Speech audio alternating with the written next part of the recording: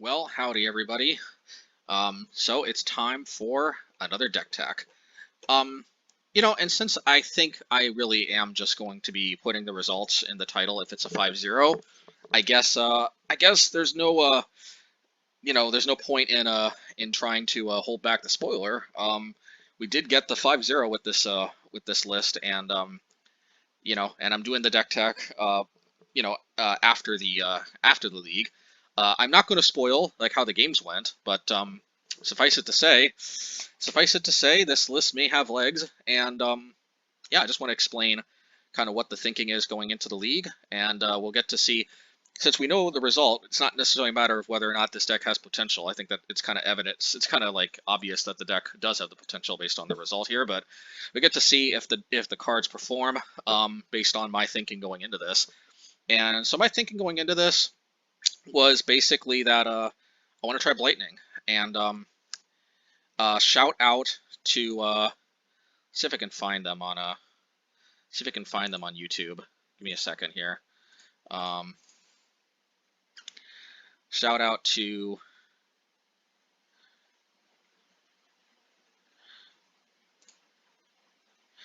Papa Nurgle. Yeah, I remember. I was actually commenting in one of GG for Goblin Guide's videos. He was doing Jund Burn. I was getting a little antsy to see what other burn players were up to. And GG for Goblin Guides always got interesting content for sure. Go check him out if you like Burn. I can't unfortunately guarantee that I'm going to be playing Burn as consistently as him. I do play Burn sometimes, but I think my bread and butter now is a little more mid-rangey. I do have some Burn decks in the pocket because I'll never not like Burn. It can be a little annoying to be against sometimes, but as far as games go really quick, so you can't go wrong there. But either way, okay, let's get to the meat of the matter here. Thanks to shout out and thanks to Papa Nurgle here, who was commenting on GG for Goblin Guide's videos, who suggested Blightning actually to GG for Goblin Guide in a Jund Burn deck he was playing. And while I don't know that Blightning has a home in Jund Burn, I'm not sure. It did get the juices flowing, and I said, holy moly, thanks for suggesting that. Why did I not think of this card either? Why did I not think of this card? So, okay, what happened here is I started off trying this in Rakdos Burn, because I was also a little inspired to try Rakdos Burn again by watching GG for Goblin Guide playing a Jund Burn list. And, I think that it's probably too early to say because, you really don't get a firm grasp for how the cards play until you play like a good number of leagues with them. But I will say that for some reason, and I could be off on this, I can't say this conclusively, but okay, my impression was when I tried Blightning and Rakdos Burn, I fell in love with Blightning. I'm like, yes, Blightning, this card, oh my god. I'm like, this card rocks. I was honestly surprised by how amazing it felt every time I cast it. But I'm not gonna lie, the thing that kind of held me back there was that the rest of Rakdos Burn, I don't know, it just wasn't working for me. It's mainly I think that honestly, I don't think the main deck of Rakdos Burn is that different from like the main deck of like Boros Burn, but like I just feel like white gives you so many better sideboard cards. I could be wrong about that. But then again, I don't normally just go by well everybody else does it, so it must be correct. But the fact that I was kind of missing a lot of sideboard power, and the fact that I think most of the Burn community a long time ago settled on Boros being kind of the better colors for Burn, it kind of led me to think, yeah, maybe, obviously this is an incredibly tentative conclusion, but it got me to thinking, yeah, maybe there is, maybe, I was more than fine to jam more Rakdos Burn, I really was, and I probably will jam more of it just to see for sure about it. But what I wanted to do is I wanted to try out Blightning in Obosh, just in a more like, in a more Obosh type build. And the reason why is at first I'm like, yeah, but I never thought about playing Mind Rot, and like this card is basically just Mind Rot, because is the 3 damage really that relevant? Well, at first I was like, probably not, but then I realized, well, wait a minute, what is this here? 3 damage to target player or Planeswalker? Thankfully, the way they errated it, because originally this just said player, but that was before the Planeswalker rules changed. Thankfully, when they errated this, they gave this the player or Planeswalker treatment. And I think that's huge because Planeswalkers are so much more common now than they've ever been before. And let me tell you, because this did come up in some previous leagues, but if you can snipe a Planeswalker with this thing, or even just take a substantial amount of loyalty down and cause them to discard 2 cards, that is, I don't know if you heard the little table slam, but that's bam, Something fell off my desk. Well, anyway, yeah, that can be pretty bam. I don't know what else to say. Yeah, so let me just give my little bit of give my 2 cents here.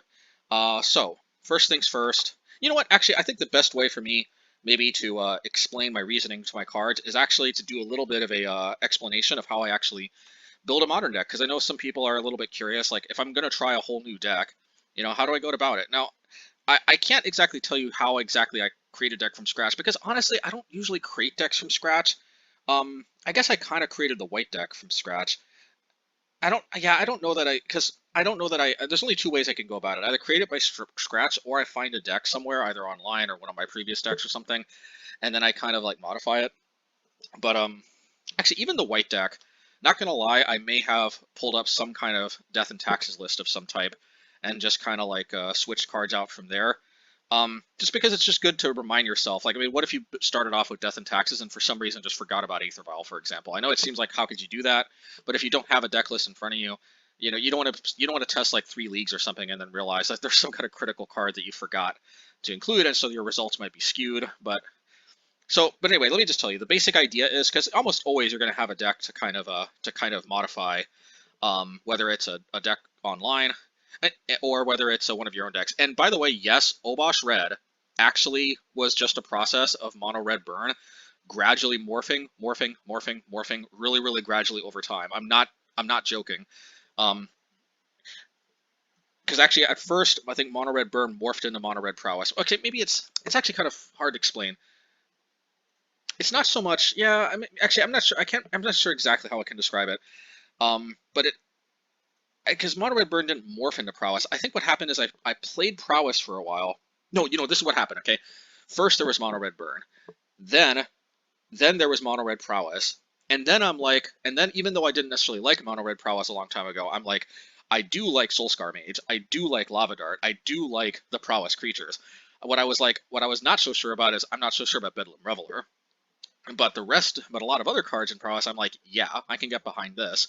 So that's when you start seeing these burn Prowess type lists that I started dabbling around with. Next thing you know, those burn Prowess decks started getting a little grindier, a little grindier, a little grindier. Eventually, I started adding Seasoned Pyromancer. Eventually, I started adding Blood Moon in the main, because Blood Moon actually was in the sideboard for a long time before that. But based on how insane Blood Moon was and how often I was bringing it in, eventually it just gravitated in the main deck. And and then originally it was Gigantha before it became well, I guess no, Seasoned Pyromancer didn't come until a little later. First it was Abbott of the Kyril Keep. But anyway, yeah, then eventually I figured out Seasoned Pyromancer, then I figured out Obosh, and then next thing you know, the deck is a thoroughly mid-range deck, and so a burn-ish aggro type deck kind of morphed into a mid-range deck, and that's kind of what happened there. So even Obosh, it's not like it just came out of the blue. It's not like I just put pen to paper and just created this deck, just just from a dream or something. It kind of like, what I'm just trying to explain is, let me show you how I created this deck here. That's kind of how it goes. So I'm not gonna lie, didn't start off as an Obosh build. I thought that the best way to go about it would have been to start off with this Wildfire build. And what I did is I created a copy here. And the first build of my black-red deck was basically as follows. I felt like the Chandra is probably not going to be... Okay, I don't know if this is the first build or not. Excuse me. I'm not sure if the first build or not, if this was the first build, but... So, a few things. First thing, I was like, I want Field of Ruin, because I was like, I don't think I can afford the main deck of Moon Effect. I was like, maybe I can play a sideboard Moon Effect. I don't think main decking is that good with 2 colors. So I need some way to interact with lands, so I'm like, I probably want Field of Ruin.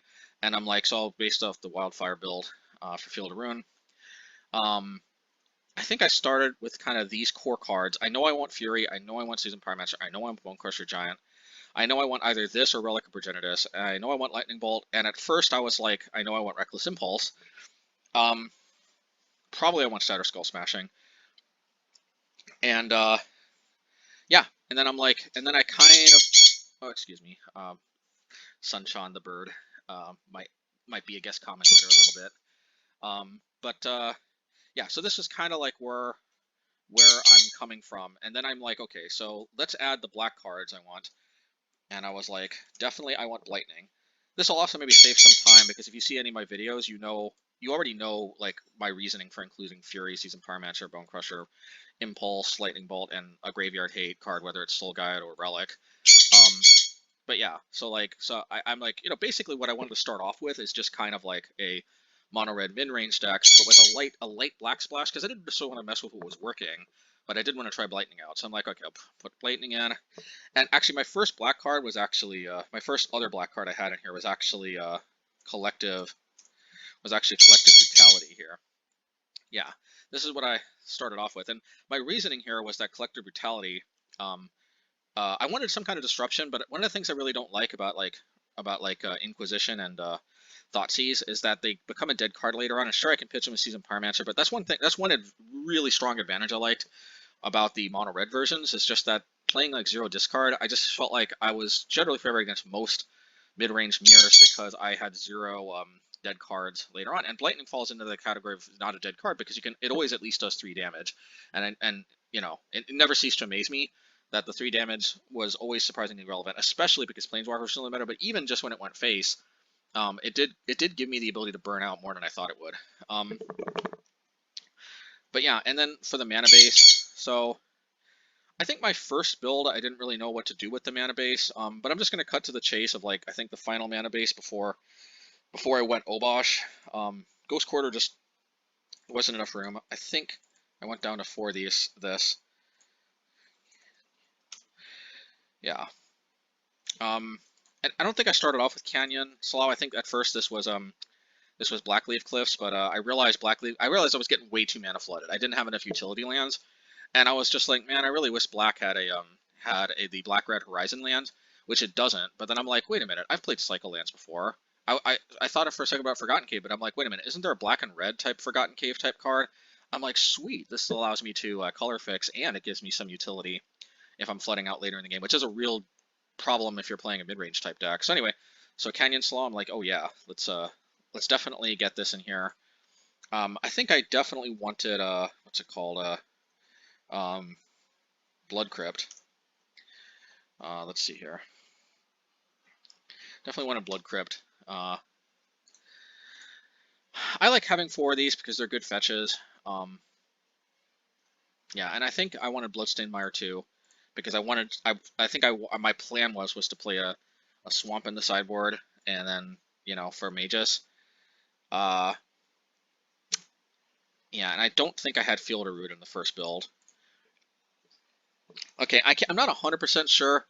I'm oh yeah, and this was a Relic.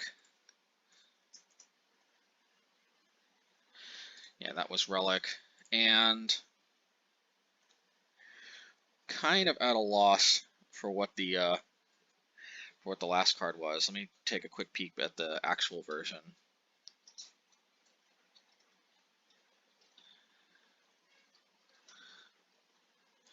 Ragavan? Oh yeah, Ragavan, because I forgot Ragavan's not in the current Wildfire build.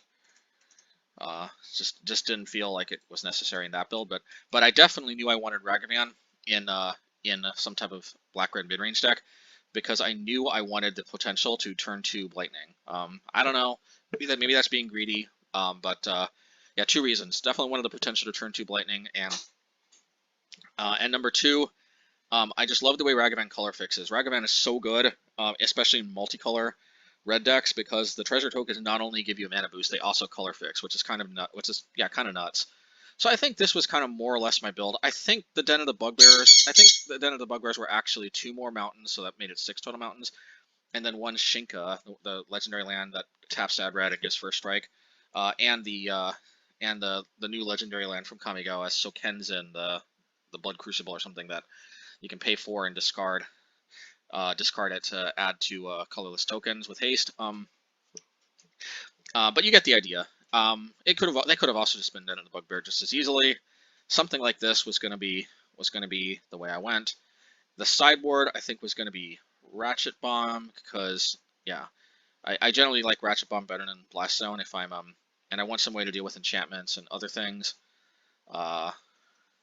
Ratchet Bomb. I think Blood Moon was necessary. I definitely wanted a basic swamp here. I think I'll just actually give my first build here, just so you can see where I came from. And so here's Shinka. And so Kenzen. I mean, if you really want to be technical, I didn't find out about Canyon Slough until a little bit later. The very first one, which I was a little bit underwhelmed with, was what's it called? Was Lava Claw, because I remembered Zendikar had a or Worldwake had a red black man land, and I was like, yeah, this is kind of underwhelming. No wonder I don't see it that much. But I'm like, well, I mean, it's better than nothing. And I'm like, well, it's a man land and it mana fixes, you're in. So, no, actually, yeah, I do. I did say it at first. What was it called? What's it called? Blackleaf Cliffs. I should probably sell these back. I think Blackleaf Cliffs are pretty expensive. I'm gonna actually yeah, I'm gonna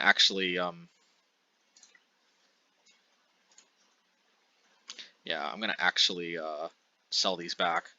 They're pretty pricey, and yeah.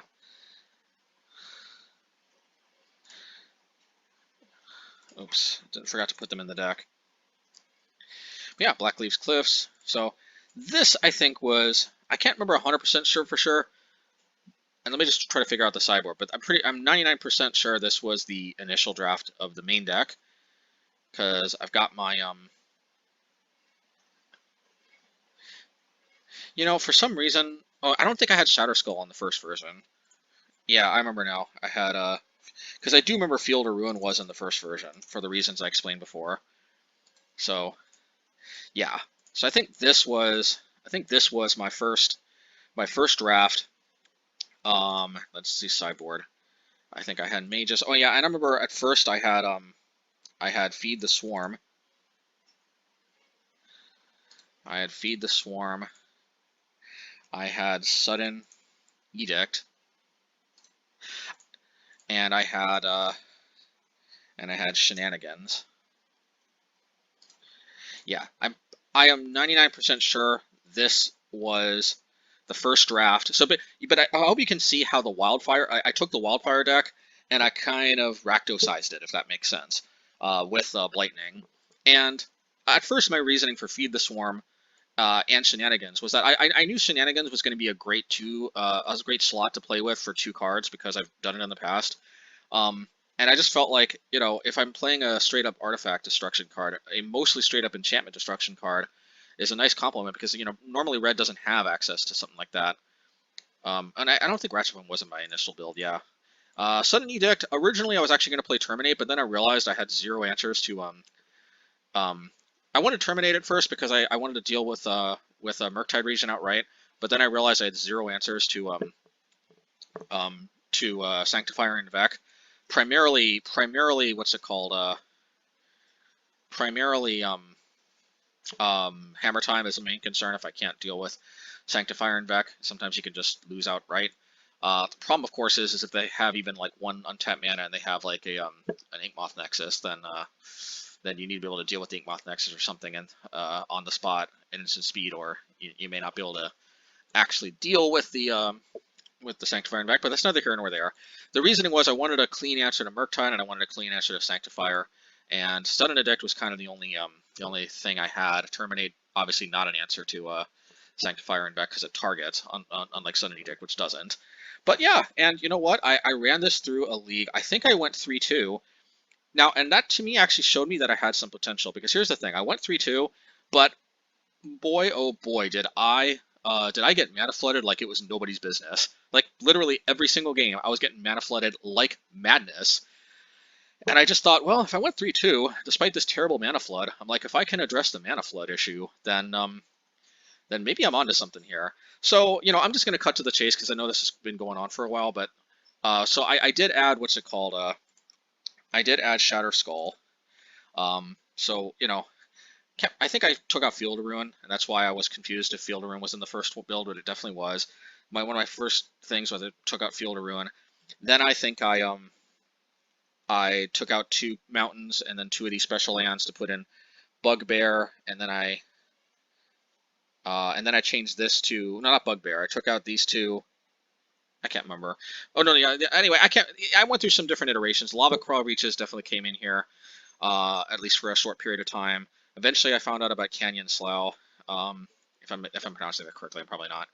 And yeah, so look, I'm just going to cut to the chase here, but like after tinkering around with some ways to improve the mana flood, which then the 3/2 started becoming, then the next one was like a 4/1 at a certain point when when I felt like the mana flood was getting addressed better, which was kind of what I expected when I got 3/2, but I got horribly mana flooded. I'm like, this seems like I can at least go 4/1 if I address the mana flood issue, and with some combination of Shatter Skull Smashing plus like some kind of manland or something, I think that helped out. But I'm just going to cut to the chase. So eventually, I kind of realized, you know, basically, I realized, like, I'm so close to Obosh, like, do I really need... One of the things, I almost never brought in Feed the Swarm, so I'm like... one thing in theory I liked about it is it could deal with Urza Saga and not even lose life, but for whatever reason, it just really wasn't coming up. Maybe partially because Magus usually just came in, and I didn't have enough room to bring in too many of those effects. Field of Ruin plus Magus... Yeah, I just really didn't need 12 of these things. I don't know, for a number of different reasons. I did like Sudden Edict, though, so this was one card that I was a little afraid to lose. So what happened is I took out Feed the Swarm. I kept Sudden Edict in because I wanted to remind myself, not because it was going to be in the final cup, but because I wanted to remind myself that I wanted something that would be able to deal with Sanctifier and back. Tried to keep it. Oh yeah, and so definitely I wanted Blast Zone, which actually I didn't realize right away, but I realized this kind of was my answer to Sanctifier and back. But either way, and also I wanted an answer to Murktide. So I think like once I realized that Blast Zone was the answer to Sanctifier, I kept this in as a placeholder because I'm like, I do need some kind of answer to Murktide. I mean, technically, maybe I don't because my mono red decks, they can beat Murktide. I think I kind of have an even-ish matchup. But if I'm playing black, I kind of wanted to be able to actually kill a Murktide outright, which is something I can't really do in mono red. So I was like, kind of wanted to. I don't know. So yeah. So here's what I had going on. I wanted Artifact Hate, and obviously if I'm gonna use Obosh, these shenanigans are gonna have to become spree, Shattering Sprees, which is fine. 2 Shattering Sprees.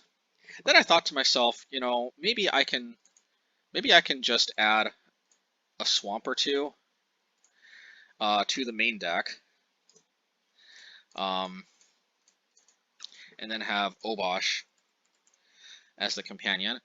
And also, Swamp in the main deck means that Field of Ruin can color fix, so that also is something I'm like, yeah, actually, that's seems like a pretty good idea. So yeah. Remember, so Sudden Edict's a placeholder, so then from here, I'm like, okay, Collective Brutality, and I think Collective Brutality at first was Inquisition. But just so I don't forget, I did test with Inquisition a little bit, but then I realized, well, maybe I'll get to that in a second. But Inquisition, Reckless Impulse is an easy swap for March of Reckless Joy. I know that from my other Obosh builds. And now we actually can support Obosh, other than Sudden Edict in the sideboard. We'll get to that in a bit. So now the question is what to do next. Like I said before, I don't think the Black Leaf Cliffs are necessary. Den of the Bugbear seems a little too good to pass up. Remember, I did find out about the Canyon Sloughs, remember however you call them. Canyon, here we go, Slough. There we go. So we have 24 lands, which is kind of where I want to be. I have 11 blacks. I have 13 black sources, and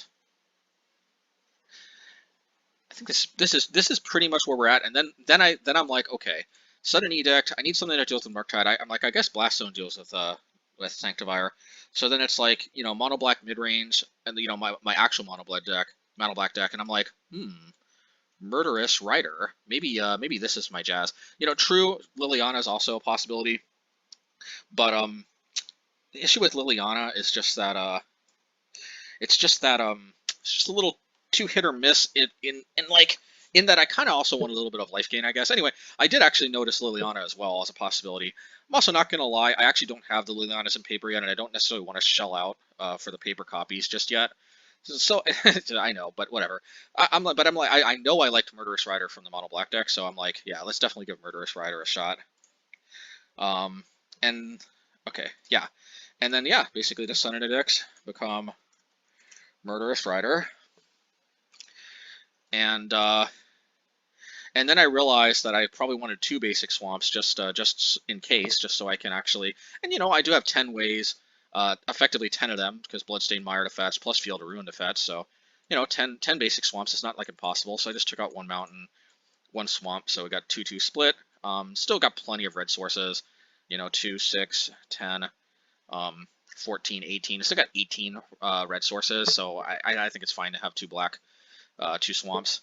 I know I'm always kind of ragging on some of my opponents for not having 2 swamps, so I'm also like, yeah, so I get to also not have all my swamps taken out by a single cleansing wildfire, so it's also kind of nice. But yeah, so then I'm like, yeah, this is pretty good. I ran this through a league. I won 4-1. I won actually. My only loss was to Azorius Hammer Time. I actually beat Azorius Hammer Time, the same type of deck, in a previous match. But then in the final winning in for a 5-0, I ended up losing the last match, and it's because they double hammer. They played like double hammer, right into 2 open mana. And I knew they had a hammer for some reason. I don't know if I saw it or not, but I just kind of, when you know it, you know it.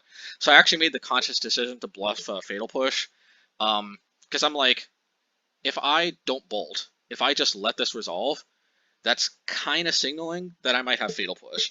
So I was kind of bluffing a Fatal Push there. Sure enough, he had the other hammer, but unfortunately he just ran it into 2 open mana, one of which was black, despite the fact that that I was representing like I had something. If I just bolted, then obviously they would have for sure played the other hammer to save it and to deal lethal. But that just got me thinking. I just would have won right there on the spot and earned a trophy if the Inquisition was a Fatal Push. And while that's not necessarily the way you always want to be going about, testing, what I did notice was that Inquisition was whiffing a lot. And one of the reasons why was because even though it was pretty good early in the game, later in the game, sometimes they played out their early spells. Sometimes they just kept 1 land in their hand. I mean, we've seen them with Inquisition against us, so we know Inquisition can whiff, which isn't like the worst thing in the world, because when it did take like counter magic, when it did take what's it called? When it did take expressive iteration. I mean, when it took the cards that are pretty good, that the opponent's common play that are 3 or less, which is a lot, it did feel pretty good.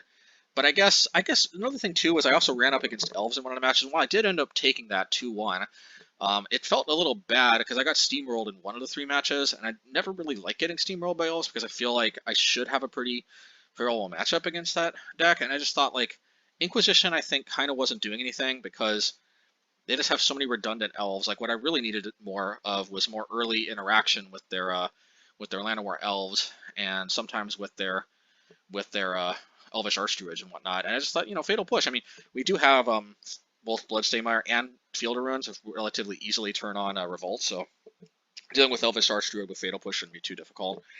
Yeah, but basically I'm like, yeah, and this will also help out a lot against Hammer Time, because yeah, we got Murderous Rider for like straight up creature kill, but it's a little pricey. I just felt like Fatal Push and Murderous Rider kind of complement each other fairly well too, in a way. Whatever. Yeah, so that's pretty much how the Cleansing Wildfire deck was used as a template and eventually turned into this deck. And as you can see, it's the same deck. Just it went through kind of the process of how I kind of tackled it, and I think in the process I kind of also explained my reasoning for the card choices. And so we already know the result. We know this was a 5-0 league, but let's see if Blightning really does knock our socks off like it's been knocking my socks off so far. Let's see if you all get to see what I see in this card, and let's see if Rakdos in general. Let's also see if Murderous Rider is as good of a performer as I think it's going to be. I think this is my first league. This is my second league with Murderous Rider, because I did play 1 league with Inquisition instead of Fatal Push. But let's see if Fatal Push can turn the last 4-1 we got into a 5-0. I guess spoiler alert, because we did go 5-0, but we don't know if it's going to be Fatal Push that does it. But let's see. Let's get to it. I know it's like a 30-minute deck tech, so that's what the timestamps are for, I guess. So yeah, you can skip to the games. Hopefully, if this was droning on too long, the people that wanted to get right to the games already went there. Anyway, see you all there. Okay, so match 1. So for match 1, yeah, this is going to have to be a post-league commentary. This one I recorded without without audio, so yeah, this one's pretty short though. So I might not skip along. I think I might just do the full commentary in real time. So yeah, let's see how Rakdos Blightning Obosh. Maybe that's what I should call it, Rakdos Blightning Obosh. Well, it's Rakdos for now because I don't really have any other Rakdos mid-range builds. But hey, hard to go wrong with Rakdos Blightning Obosh. I don't necessarily want too much for too many black cards. I feel like the red cards are pretty darn great, but Blightning, I don't have access to Blightning in mono black. I don't have access to Blightning in mono red. I gotta play Rakdos if I want to play that card, and that card is a card I want to try. So let's see how this one goes. Watery Grave. I'm a little worried that this is mill. So if I remember correctly, so I think I lead off with the good old Bloodstained Mire. You know, because I mean, realistically, I'm worried I'm gonna eat like a double Archive Trap or something here. But at the same time, if they don't have Archive Trap, then I want to crack my fetch lands ASAP, because the longer the game goes, the more likely they're going to draw into an Archive Trap.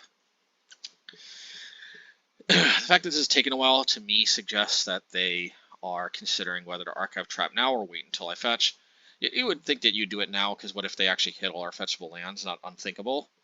I know it's kind of unthinkable, but you never know. Anyway, well, it looks like it's Esper something, so just in case they play Drown in the Loch, you know, I decided to go through my own graveyard. So yeah, I play Bloodstained Mire. I'll probably go fetch a basic mountain, most likely, and then cycle Canyon Slough. I did that right then. Okay, I did not expect Shadow of Doubt. I'm not gonna lie. I did that right then because I was worried about what's it called. I was worried there were actually Esper Esper Mill, and what I wanted to do is I wanted to do that on. I didn't want Watergate was tapped, so I didn't want them to be able to, I don't know, glimpse of or Visions of Beyond or something. Play some kind of cantrip, draw in. I mean, in retrospect, I probably should have played around Shadow of Doubt. You know, for those new to Modern, you always got to remember to play around Shadow of Doubt. Okay, I'm being a little facetious. It's a card you see very rarely, but technically does exist, and it'll get you when you're not expecting it, like right there. So I think a lot about cracking this, but then I think this has got to be a Reanimator deck. Because, I mean, they must know they don't draw a card if I cycle it, so I'm like, there's no way they targeted this if, you know. So I'm like, yeah, it's probably some kind of Reanimator deck. Let's just, ooh, I'm like, Blightning. Ooh. So I actually think for a second about Blightning targeting Teferi to talk, you know, when I say sniping a Planeswalker and then getting some value. But, see, the problem with that, though, is I'm putting them on Reanimator at the moment, and Blightning actually could be terrible against Reanimator because, I mean, Blightning is okay, I think, as long as I got a Relic in play, but if I don't have a Relic in play, not only will Blightning maybe not discard something useful, it may actually help them, and then if I don't have a Relic to clean up. Anyway, I'm pretty sure that this is going to get countered, and I actually kind of want to save the Blightning.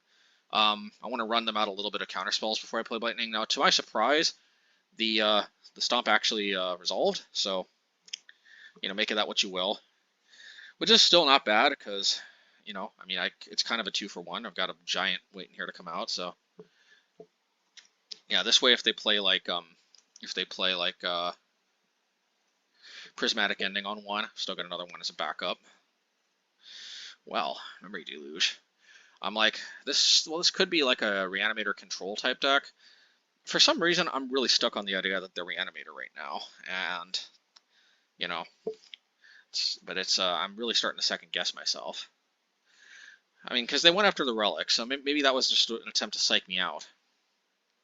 I think if they target the Relic this time, I think I'm going to crack it. But I think they are catching on that we might be catching on that they're not actually Reanimator. There's straight up Esper control with a little tinge of green, maybe. Okay. I think this is where we just go for Blightning. No. Yeah, because I guess I want the Blightning to finish off the Teferi. I'm a little surprised that they don't counter this if they do have Counterspell, so. I think this one is a pretty easy, probably discard Fury realistically, because I don't really think, if Fury's not sniping off creatures, it's just kind of a worse Lightning Bolt in many ways. So, yeah, alright. I still haven't completely ruled out that they're Reanimator, but I kind of thinking maybe not. I mean, you can only play so many Shadow of Doubt, so many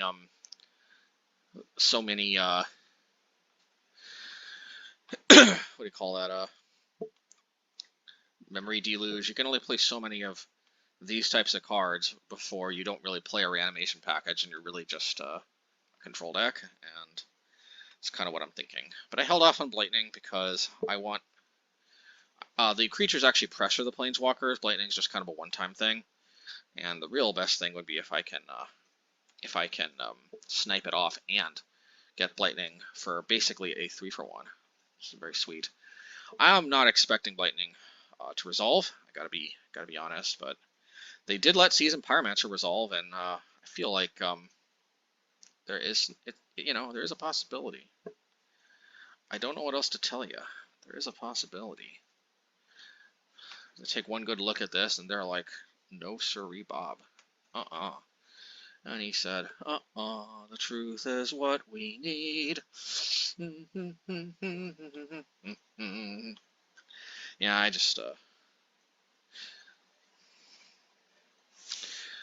yeah, I could have just played Seasoned Pyromancer, but they've got enough mana for counter magic anyway out, so instead I'll just take care of the Planeswalker.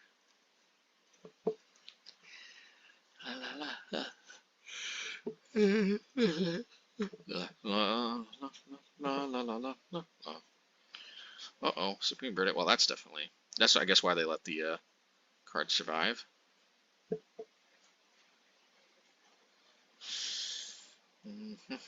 Now, even if they are Reanimator, we've got 2 relics, puts us in a pretty good spot. JC seems like JC. Now, the problem is, if I would have known they had Jace, I might have held on to the Lightning Bolt, but no, I'm kind of sweating it if I remember correctly here. I'm just like, oh, dang it, man. Ugh, start running into problems as early as game 1, and then I'm like, oh, another Lightning Bolt, don't mind if I do. And the cool thing is, I'm like, well, if they have to spend like 3 mana, let's say, to play Archmage's Charm, I can just attack with the Bugbear.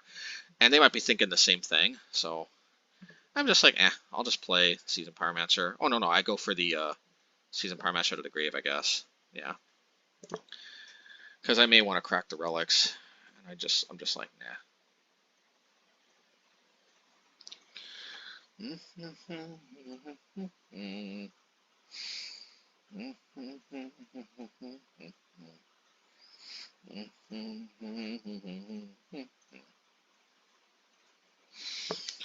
let's see. So they do play the big boy. Am I going to top deck yet another Lightning Bolt?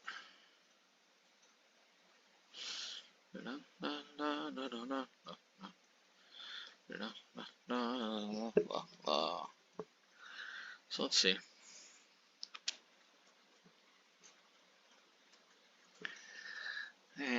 I could try to attack with the Den of the Bugbear, but I really predicted Solitude. I predicted incorrect, interestingly enough, but I really predicted Solitude, so I didn't want to feed the Bugbear into that. Bugbear is also just such a good comeback from yeah, and March of Otherworldly Light is pretty brutal against Den of the Bugbear as well. As is, I guess, just Fatal Push. Okay. Well, I go for it. I'm like, well, now you got to use your counter magic, which I at this point I'm pretty sure they're holding on to, but now I'm not so sure anymore when this resolves. I think this actually does resolve, and I'm like, okay. I'm like, that is interesting. Oh, because of course they go for Kaya's Guile. Okie dokie. You Kaya'd me. You done Kaya'd me. I'm like, ooh, Blightning. Don't mind if I do. And now, now we get to see the full power of Blightning, taking that down by 3 loyalty, and both are drawn in a lock. So we called them on the drawn in a lock. We were worried about that right from the beginning. Unfortunately, they have 2 more cards now, but I think one of them is a land. I think they're going to drop a land right now. Yeah, so I'm like, okay, we'll go for it with Den of the Bugbear, if I remember correctly. Well, like, we'll do it. Oh, and they play something else. Oh, yeah, well, now we know the coast is clear. So we're like, yeah, let's do it. Mm-hmm. Yeah, for some reason it wasn't activating. I don't know why.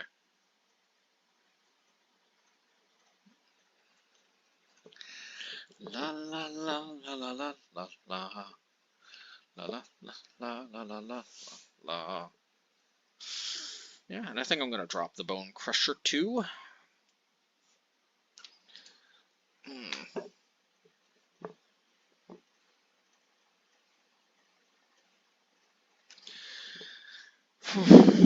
Let's see. So if they don't draw too much else, we got a lot going on. We haven't even summoned Obosh yet. Obosh is still waiting in the wings. But we've always got so much to do. We know they got drawn in the lock, so there's a lot of advantages. Things just taking that out. I guess we'll activate Bugbear, because why not? Bugbear hits like a truck. It's not too expensive to animate either. It's a little expensive, but it's not like too bad. Especially considering that it hits for 4 and it generates a token which sticks around. If I remember correctly, I think this is that. Yep. So sideboarding. Fatal Push is obviously. This is one thing that makes me wonder a bit about going back to Inquisition, because I'm like, well, against Control, Inquisition is better. But I'm like, I don't know. We still managed to win that, and my reasoning for Fatal Push was still pretty solid. Definitely want Magus. It can definitely just be an I win type of card. It definitely can. Yeah, and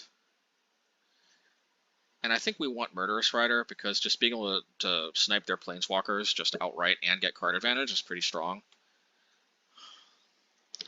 Yeah, I mean, Fury is okay, but I think Murderous Rider kind of... I think when Fury's at its best, Furious Rider's kind of... I mean, Murderous Rider's kind of doing better for us anyway, with just, again, sniping the Planeswalkers outright. Well, I think it's a little too hard to pass up the turn 1 Ragavan and to possibly turn 2 Magus. Ooh, especially Leyline. And this also gets me thinking, yeah, I mean, if they're bringing in Leyline, then maybe I want to minimize my discard spells, because I probably would have kept, Inquisition in if I had it. They don't know that we don't really play traditional discard, so. And I got Bloodstained Blood Crypt because they don't really pressure our life total too much, and we definitely don't want to run ourselves out of basics, that's for sure.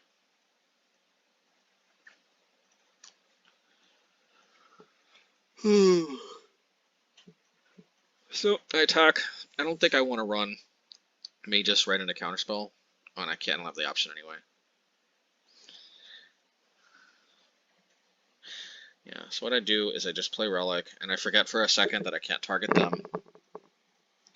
Yep, can't target them, so. And, yeah, just for drawing a lock, Canyon Slough, so now I can play Magus next turn. Magus, yay. I think I just dropped Bonecrusher, though, because I'm just like, let's just start baiting. There's also a non-zero possibility that they fetch a non-basic island land with Polluted Delta, because they have no reason to think we have Moon Effects, being a 2-color deck. They know we're playing Obosh. If they're familiar with us, we know we normally don't play more than 1 color, but... Alright, but, you know. So they might be thinking, well, it can't be on Blood Moon, because we're not mono red. Well, just because MHayashi's not... You can take the Blood Moon out of an MHayashi deck, but you can't take... You can take MHayashi away from Blood Moon, but you can't take Blood Moon out of MHayashi. I don't know. I felt like this was kind of a better thing I was gonna say. Well, anyway, let's just do it now. Black I think is the least useful as a standalone color for them. Oh, that's good. Oh yeah, that was another reason why I think I just went for the Magus, because I really didn't have anything else to do other than put Obosh in or something. And I'm like, well, if we don't do anything and they play Memory Deluge, it's just a little too good. So I'm like, yeah, let's just play this. Yeah, just go for the Relic. Yeah, some way to return something from the grave to their hand or something. Figured, like, why not? Like, why not? Yeah, so far so good. We got the Blightning. Got the Lightning. Got the Lightning. Lightning Blight. Lightning Blight. Attack for 8 damage. Blightning is lethal. Oh yeah. Why didn't I play Blightning? It is funny when you go back and watch your games. Maybe I should do this more.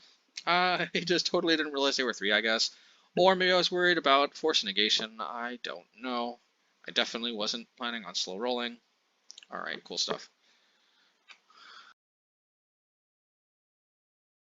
Hey, alright.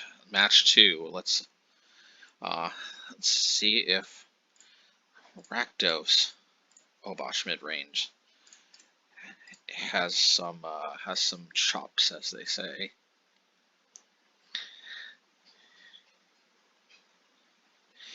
Got our good old fancy Blood Crypt in here. Not sure what makes this fancy, but it's fancy in my eyes. Unfortunately. Okay, there we go. Well, this is hopefully where Relic of Progenitus really shines. I don't see deploying Ragavan as being so productive. In case they have Delve or something, I don't know. Sometimes they play Gurmag Angler, I think. Alright, let's see. Oh, hopefully they don't. Okay, good. So it's a reanimation type thing.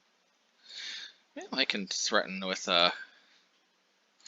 Ragavan, and you know, I think I probably will.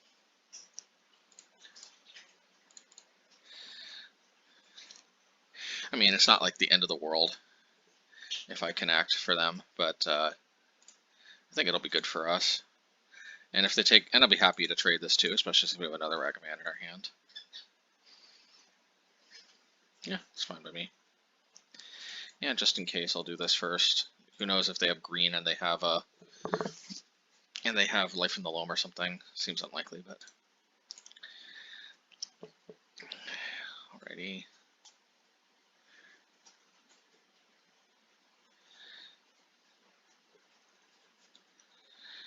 Okay, so they persisted.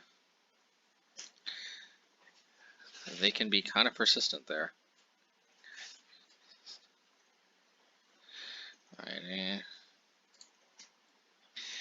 Let's see if we have. Oh, we got Blightning. That's a little dangerous, but I just might not get any value out of this if we wait. So this could be extremely risky, but hey, we like to live life on the dangerous side, don't we?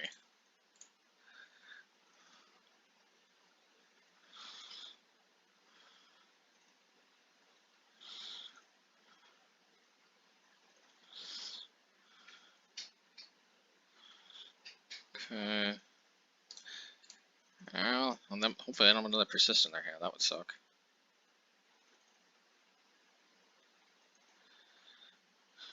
Okay, that's good.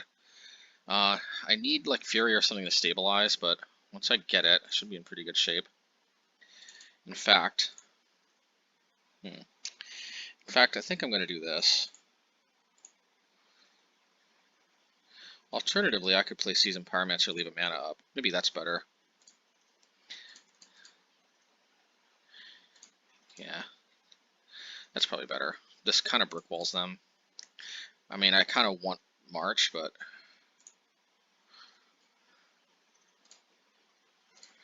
Yeah, it kind of sucks taking so much damage. It's one thing I like about being mono-red, but mono-red would not have enabled us to Blightning, and it really was kind of Blightning then or never. But I really like the way Blightning is never truly dead, and what I really like is the way it can hit Planeswalkers.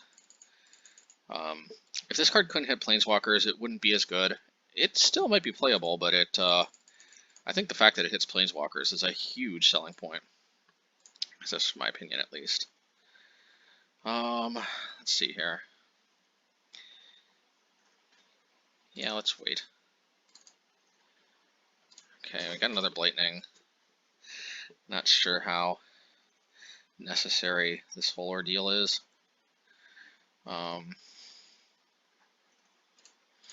Let's just play this out and let's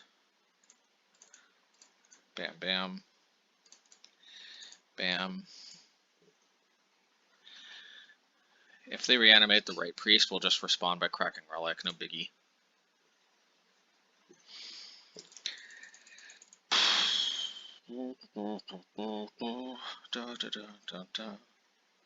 Yeah, let's do this.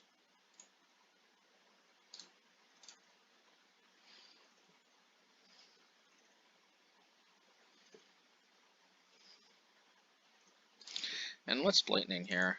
It's a good opportunity to do so.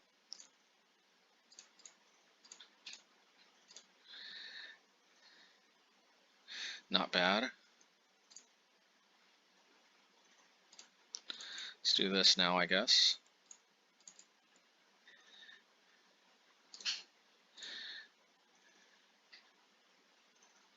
I could attack. Nah.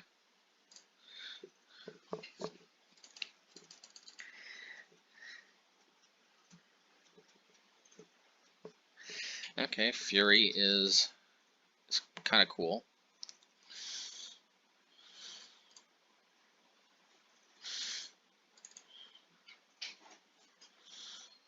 So what I think I'm going to do,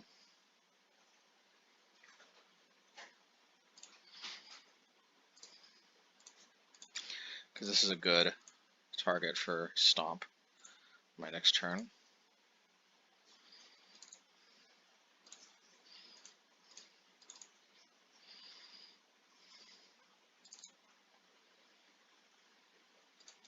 Why is it not?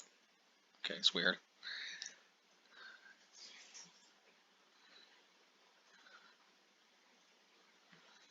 I'm going to probably try to flashback Seasoned Pyromancer. Obosh is pretty good too, though, not going to lie. Yeah, but the thing about Seasoned Pyromancer is that I may want to crack Relic, and I think I need to get this out of my graveyard for maximum value, first things first.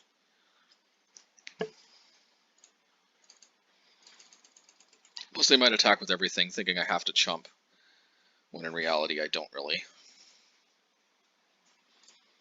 Okay. Yeah, let's see.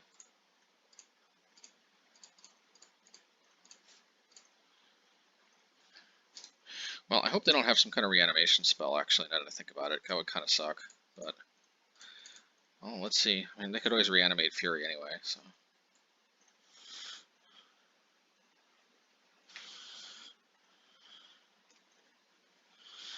Oh, that's kind of milled a lot of their Seasoned Pyromancers. So...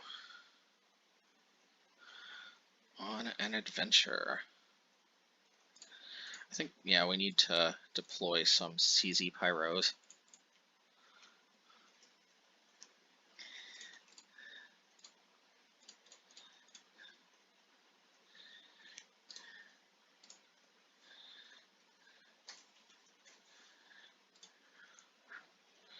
Alrighty. Yeah, let's just do this right now. Or forever hold our peace.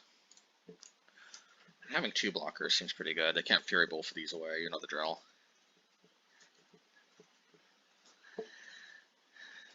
Well, they've probably got Fury. Probably hit both of these, but I don't want to take too much damage. I just really don't. And I do have Obosh still waiting in the wings, so... Yeah. Yeah, I saw that coming, but Obosh really gives me an out here. And I got my own Furies too, so maybe I'll just top deck one of those. Nope. That's fine.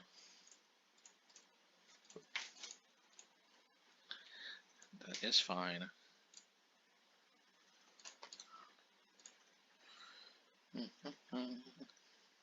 I'm gonna have to trade with Fury though, which kind of sucks. But then I've got Den of the Bugbear, so maybe it's all fine.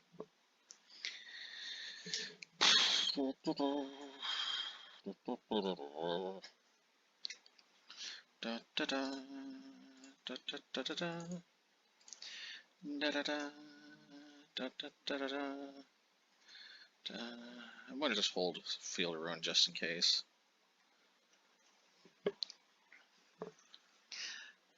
Put another Seasoned Pyromancer in there. It could be an idea. Do they have any more? Or do they use all of them? Burial Rites on Fury. Oh, that's nice.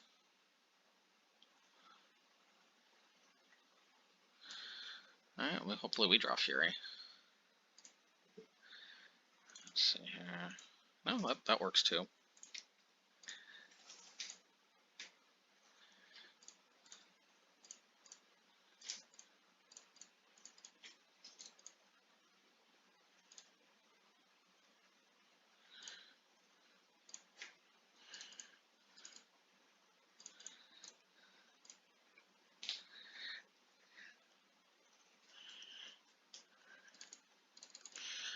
Alrighty.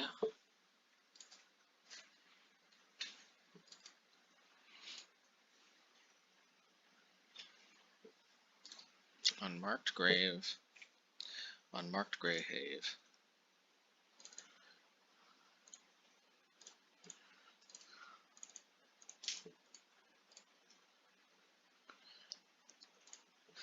Unmarked Grave. Unmarked Grave. Unmarked Grave. Unmarked Grave. Grave. Grave. Da, da. I should have left two Blood Crypts and a Field of Ruin up, but we'll see. Ooh.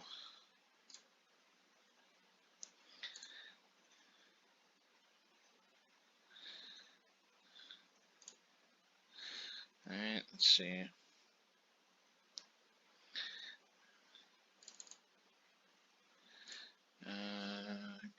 I could double Den, but what is that really going to do? Not much.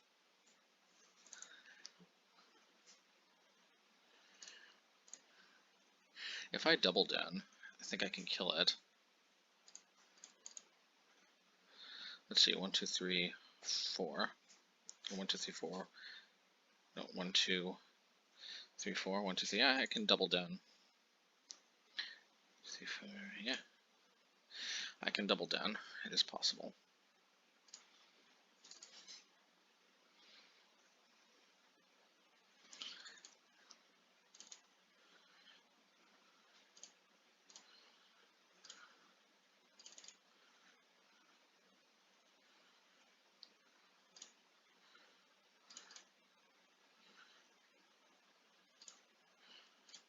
Alrighty. Oh. I could cycle it, but I'm going to wait to cycle it. Because I may want to, again, double Den. They might die to a double Den attack now, because I'll have to block 1 and then 2 will come over.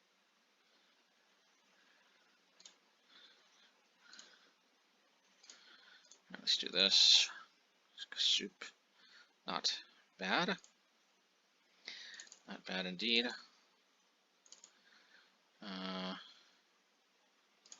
Let's do this here.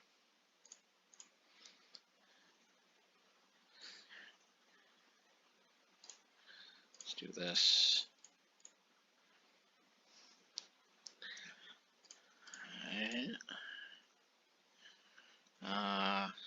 Yeah, I think let's just do this here. Let's not slow roll. Yeah. All right, cool stuff. Alrighty, well they put up a remarkable fight. I have to admit. I think Murderous Rider is going to help with the grind. Question is, how useful is Blightning really? And the answer is probably not that much, especially considering that they got a lot of graveyard stuff going on. They can just reanimate it.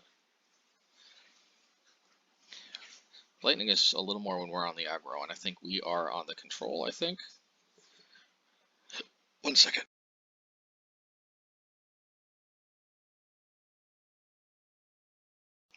You know, I should have checked their graveyard more thoroughly to see if they had Ragavan. If they don't have Ragavan, I probably don't need Fatal Push, to be honest, but if they do, Fatal Push can be good. So, I'm actually going to bring in Black and Blightning just because, yeah, and then probably Blast Zone is better than Fielder Run in this particular matchup. Let's go.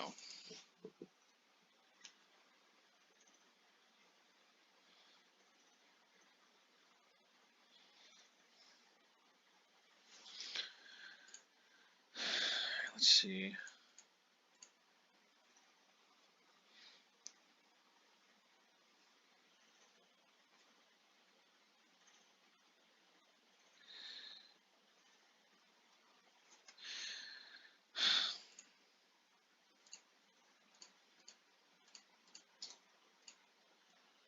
Alright, let's see.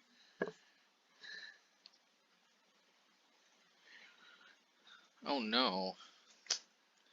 Look, are they going to get Raggy Taggy or Bonecrusher? Bonecrusher's a little more of a late comer type card. Yeah, I don't blame them. So they could reanimate it though, which is definitely a little disheartening. I could bluff like a lightning bolt, but nah.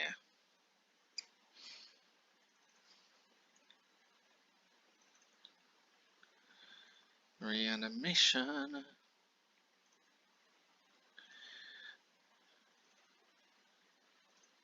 Yep, reanimation. Now the question is, do they go after Bonecrusher or do they go after Seasoned Pyromancer? And I'm somehow still ahead on cards from them, I guess because they had to discard a card.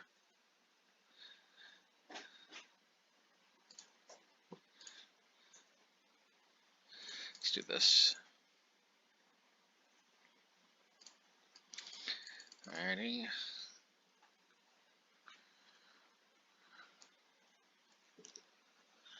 Alright, let's see.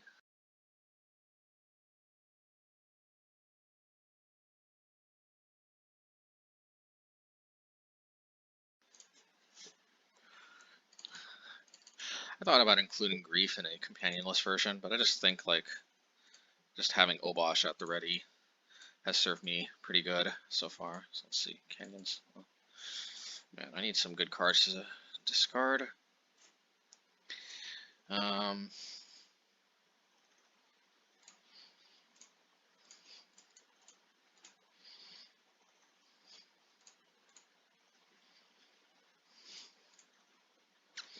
Yeah, let's get rid of Blood Crypt and March. Well, I mean, maybe I'll give it 1 turn. There's definitely some consideration of just blowing Fury right now, but I just feel like that's not. I mean, if they have a hard cast Grief, then I'm going to regret it, but. I guess maybe I get Blightning off and then maybe I hard cast Fury. I guess we'll see.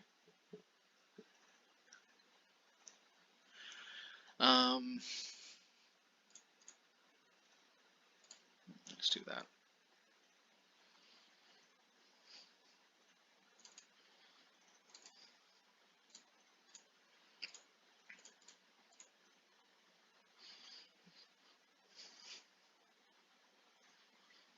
Okay, that's not bad. Not a bad card to hit at all, I think.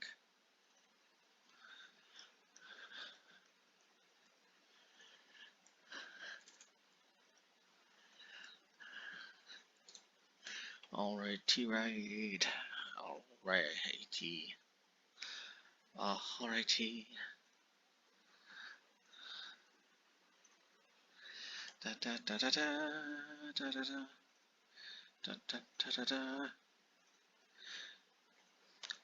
I guess I'll just hit this now. Nah. Yeah, it's good to know what they're working with, I guess.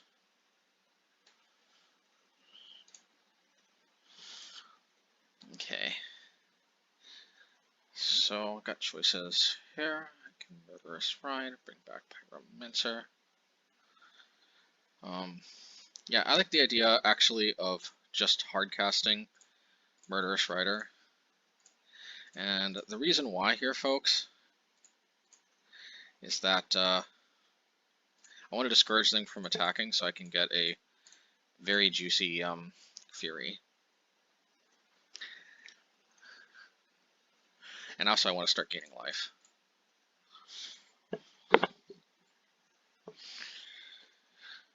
I don't know if it's going to work or not, but it's worth a try.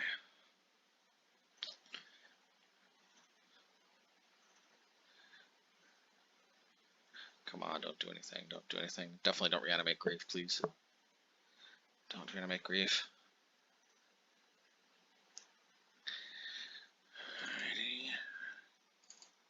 Well, let's see if this worked. My Fury time. If they top deck Fury, that would have just been so miserable for us. But as it goes, it looks like we top deck Fury. We didn't actually top deck it, but it probably looks like it to them.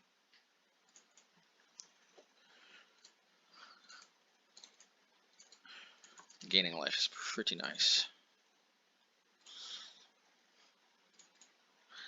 Yes. Oh, I wish I could have cast that, but it is what it is. Can't get them all.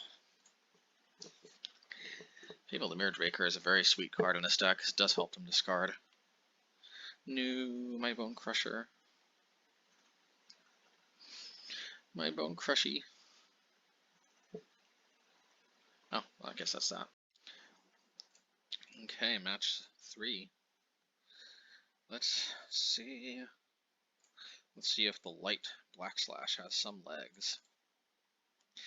We got Grinder A here. Not a Grinder, Grinder A.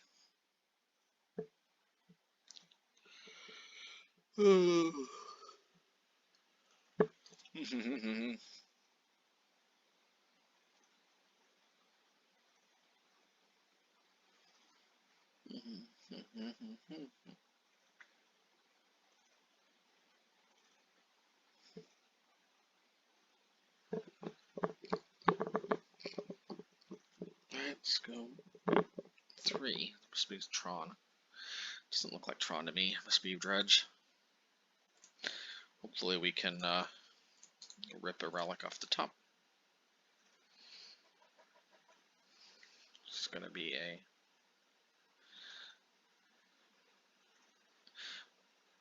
otherworldly gaze.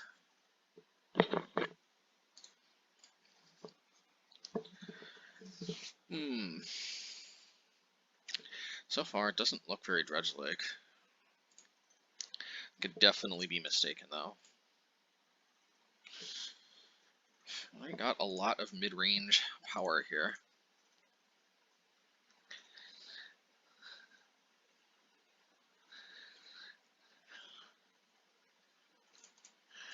Alrighty.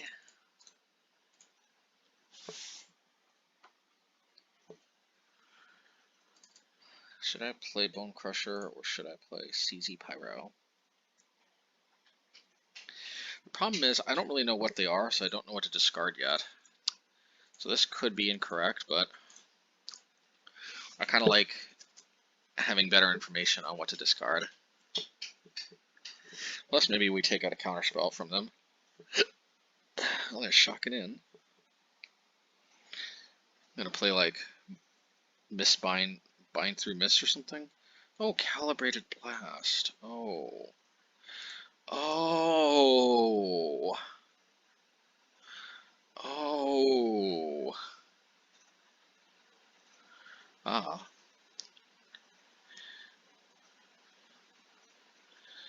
Oh man, I can't allow them to draw into the land. That would be a disaster.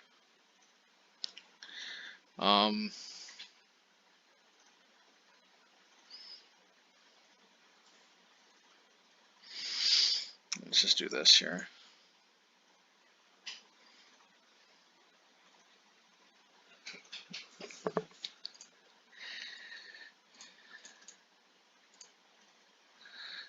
Yep. Yep.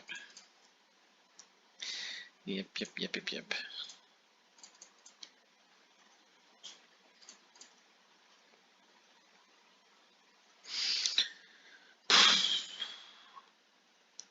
think Lightning Bolt could prove to be too important.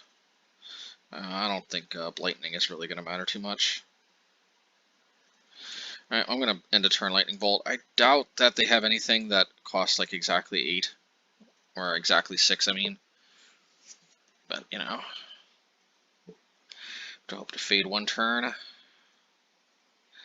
Move them down to 10, 7, and then we have lethal in the backswing. I guess we had lethal anyway without shocking in. It probably shows me.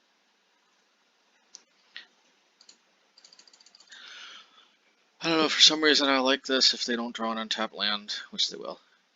Or they'll draw another Calibrated Blast. Or they'll draw a Throes of Chaos. To go search for a Calibrated Blast, they will.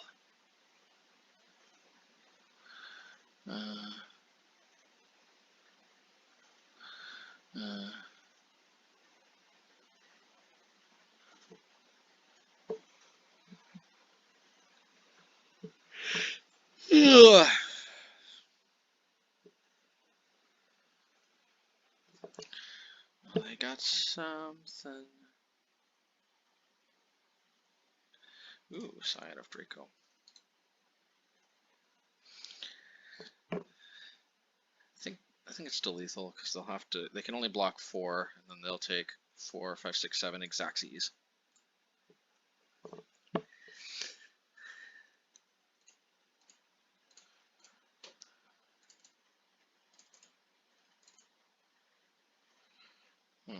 I think I technically get more damage this way. But I think I like the idea of just killing them with Exacxies on board. 4, 5, 6, 7, yeah.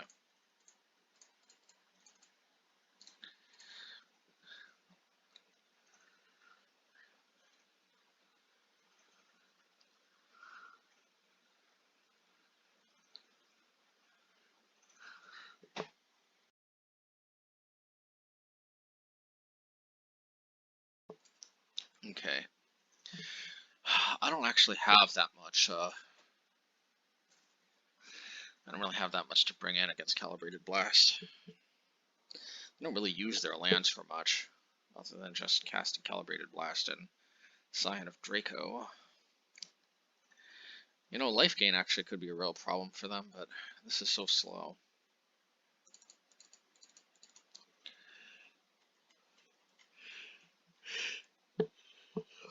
I don't think Fatal Push does jack.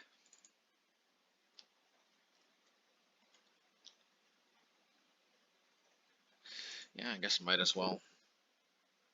I bet they're bringing Leyland of Sanctity, though.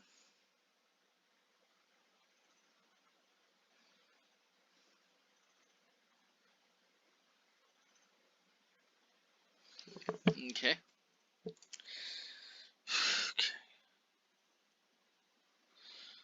I don't think Relic and Zero Pressure is going to really be that hot.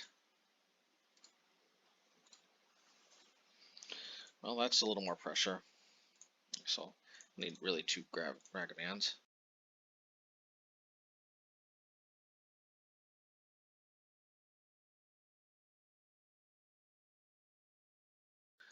Okay, let's get a Ragavan out here. And I guess we're off to the races. Yeah, I don't know about this. Man, this is where Inquisition could really help. I'm just gonna hard cast Bonecrusher. I'm gonna go play Spikefield Hazard. Spikefield Hazard I have to cast off of those of Chaos.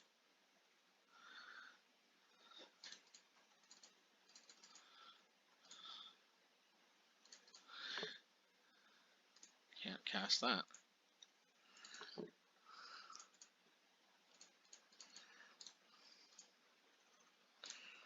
Alrighty, let's see. then don't calibrate and blast me, bro.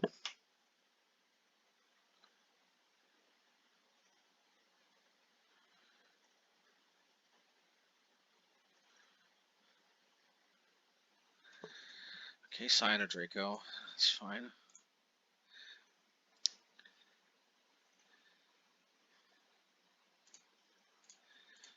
I'm gonna do this. Actually, I guess I could have played Murderous Rider, but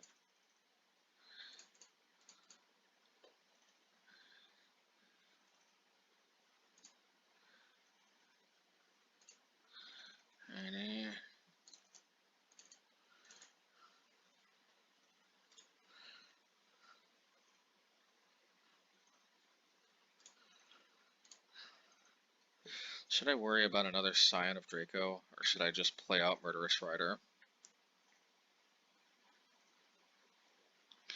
See 8, and then they're dead next turn. Not quite. Well, they're not quite dead next turn, if we're going to be honest. They are if we play it. But if we play it, we can't attack with Bugbear.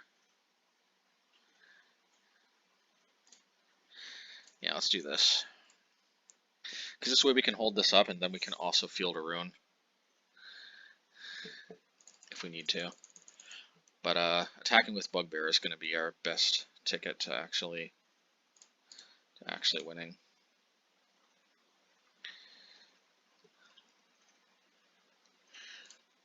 I could try to hit the other stuff, but at the end of the day, I think hitting Mistress Factory is going to be the most upside.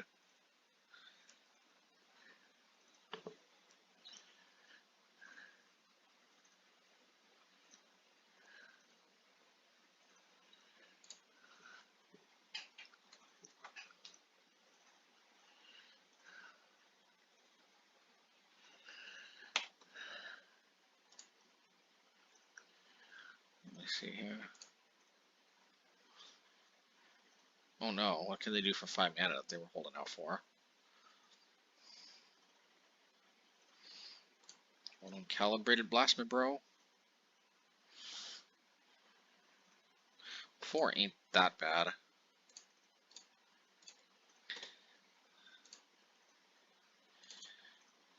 Dang it, man. What if... Anyway. Maybe I'll get a Calibrated Blast and I'll get to finish them off. I can only hope.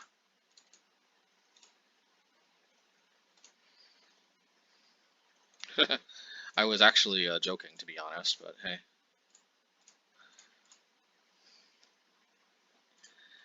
Lightning Bolt. I guess I only deal 1 damage. Dang it. And I felt so good. I felt like I actually got it. Hopefully they have to shock in or something, and bringing them down to close enough. Nope. But maybe they whiff. I doubt it. Because, I mean, Scion of Draco, I guess, would be a whiff. What did they reveal here? 12 damage, hey. I'll take it. They did actually, in fact, hit Scion of Draco. Alright, let's do this. La la la la la la. Okie dokie. So it's match 3. Let's see here. Hey, not bad.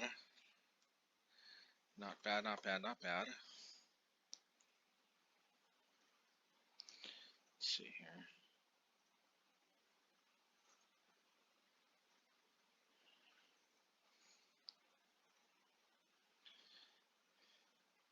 Let's see.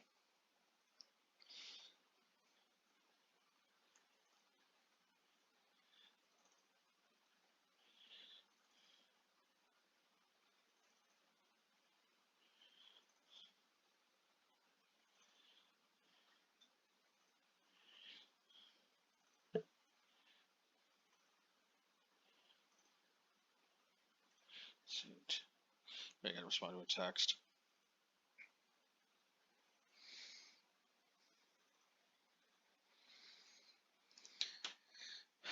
Yeah, I definitely will keep this. Oh, it's, you know, I probably should wait to see what I'm up against before deciding to keep or not.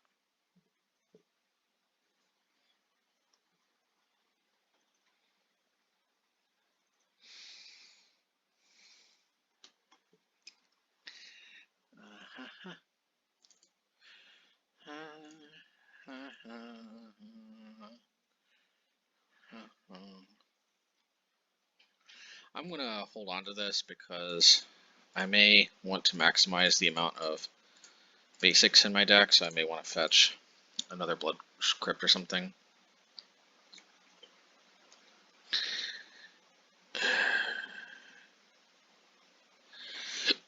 Alrighty.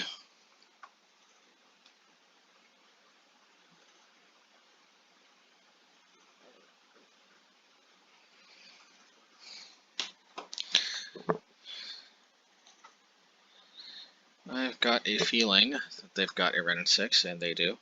But I can Bone Crush at least, so that's a little bit of an upside to what otherwise would be a little bit of a downside type situation.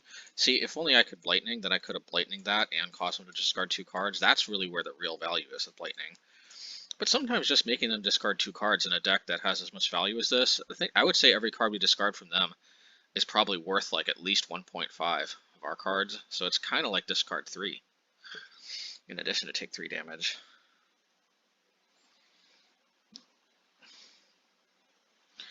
Valky, God of Lies. La la la la la. So this might actually be Scape Shift.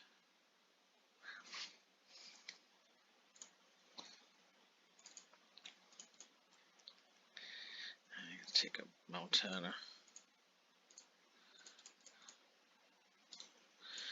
La la la la.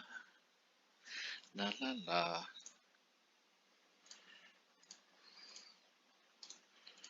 Yeah, it definitely looks more like Bring to Light Scape Shift at this point. Okay. Oh no, if they blink this, will it come back as a... Well, now if they try to blink it, it's going to be a little bit egg on their face. They don't have Remand.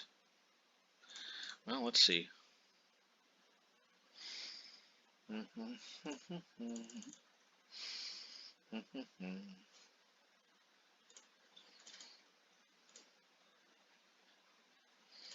I'm 100% going to wait for them to blink first. I want them to have minimal value blinking.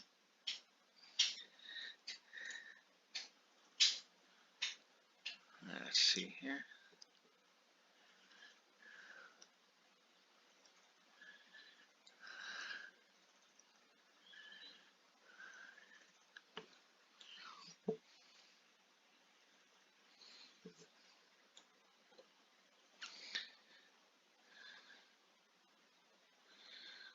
What's going on here? Oh, I thought they were going to play Yorion.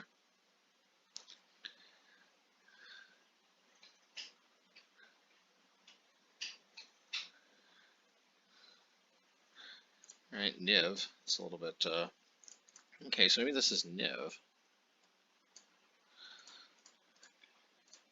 Only 2 color cards.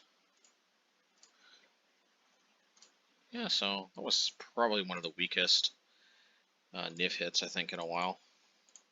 I'm gonna 2-turn clock, though. It's a little bit concerning, not gonna lie. Alright, well, let's do this, I guess, because we have to.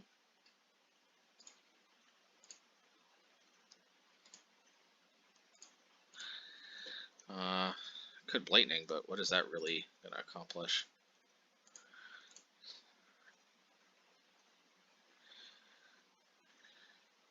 What is me playing Seasoned Pyromancer really going to accomplish, though?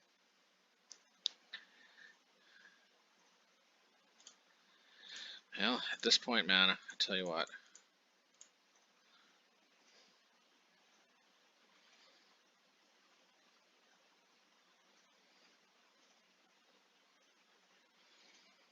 Yorion, Teferi, Vindicate.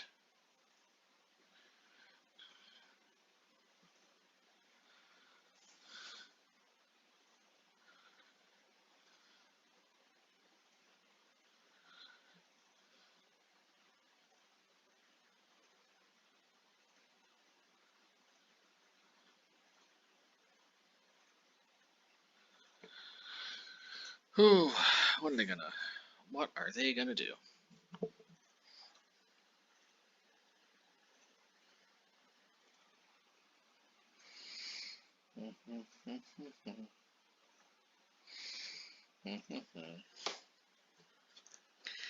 They don't really know what to discard, and I don't blame them.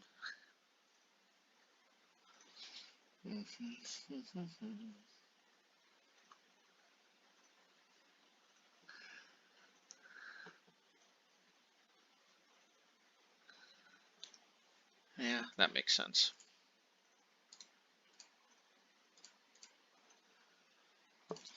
Yeah, having another blocker is kind of big. Plus, they might get a Solitude for other effects. Yeah, I don't know about that, because that gives me more outs in the form of Bonecrusher. Let's see. You did it. Let us see.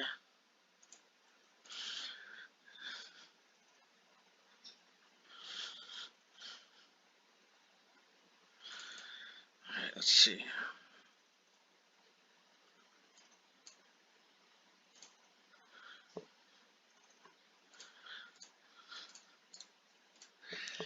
Alrighty.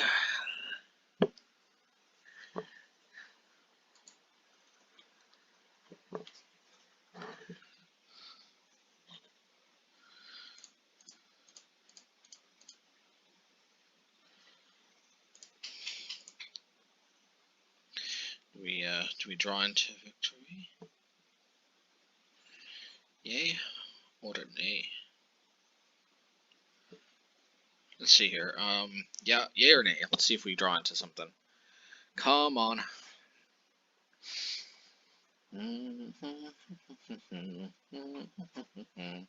Hurts. Let's go.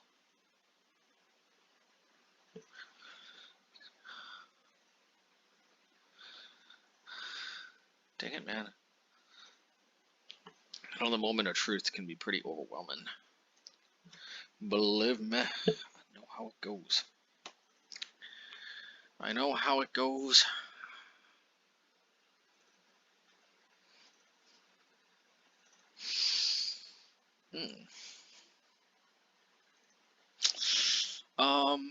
I guess I kind of have slightly more options if I do this.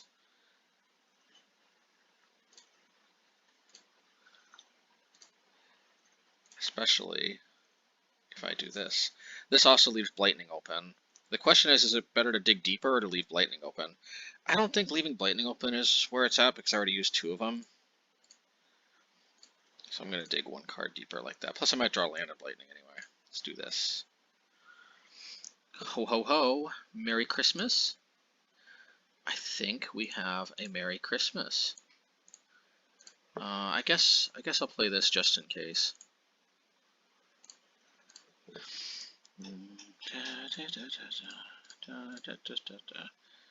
Hearts. Let's go. Boy, that does it. Boy, okay, yes. Sweet. Let's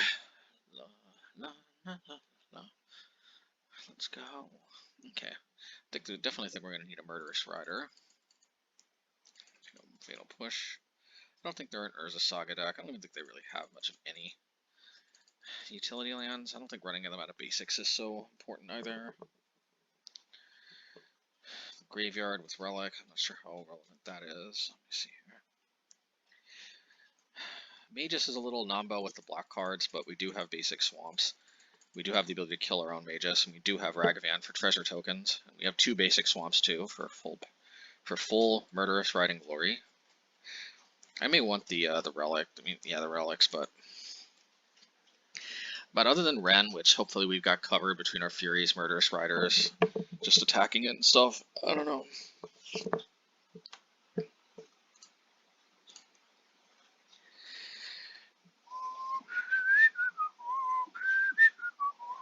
Let's go. Hurts. Let's go. Not an advertisement for Hurts. La la la la la la la la la la la la la la la. Man, I don't know about this. And yet I will keep.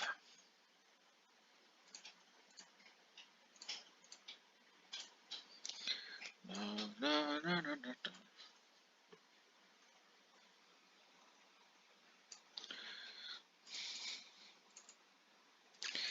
Canyon Slough. Let's go.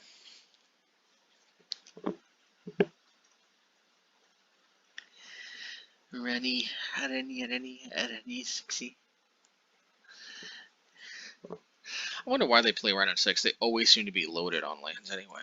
But just on the off chance they aren't, let's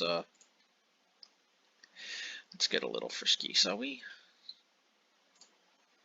See how important Lightning Bolt. I don't think Lightning Bolt's super important. Famous last words.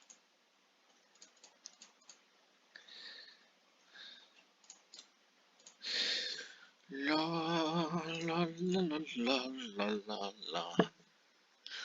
La la la la la la la la. La la la la la la la la.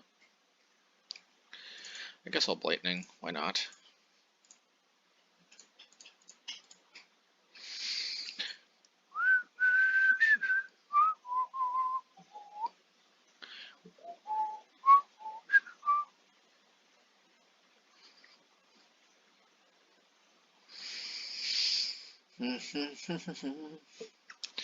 Why am I singing If I Had a Hammer? I'm not playing Hammer Bogarden anymore. That's like the official theme song to Hammer Bogarden. I had a hammer. Let's see here. Urion two hand. Omnath. Omnath is so cool. Man, I wish I could Fury, but I'll try to swiftly end.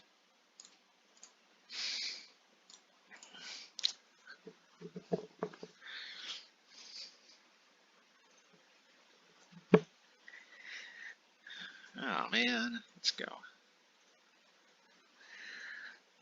Dang it.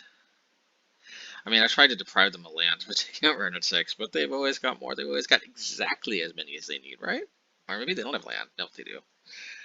Yeah, I don't even know why I should go after Ren at 6. It's just not necessary. They always have like not just as many lands as they need. They've always got like way more lands than they could ever possibly need.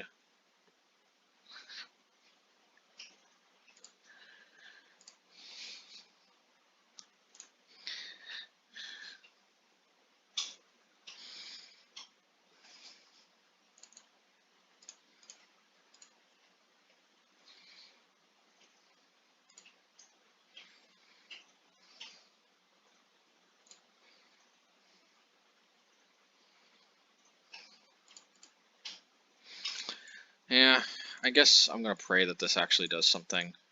Spoiler alert, it won't. But we can only hope.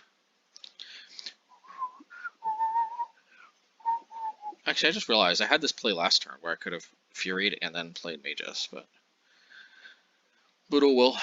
Let's see. I'm sure they've got Lightning Helix. Is there anything else though that gets me here other than Lightning Helix? I'm not 100% sure, to be honest. Hopefully they don't have like Snapcaster Mage or something. Well, he actually took 2. That's a good sign.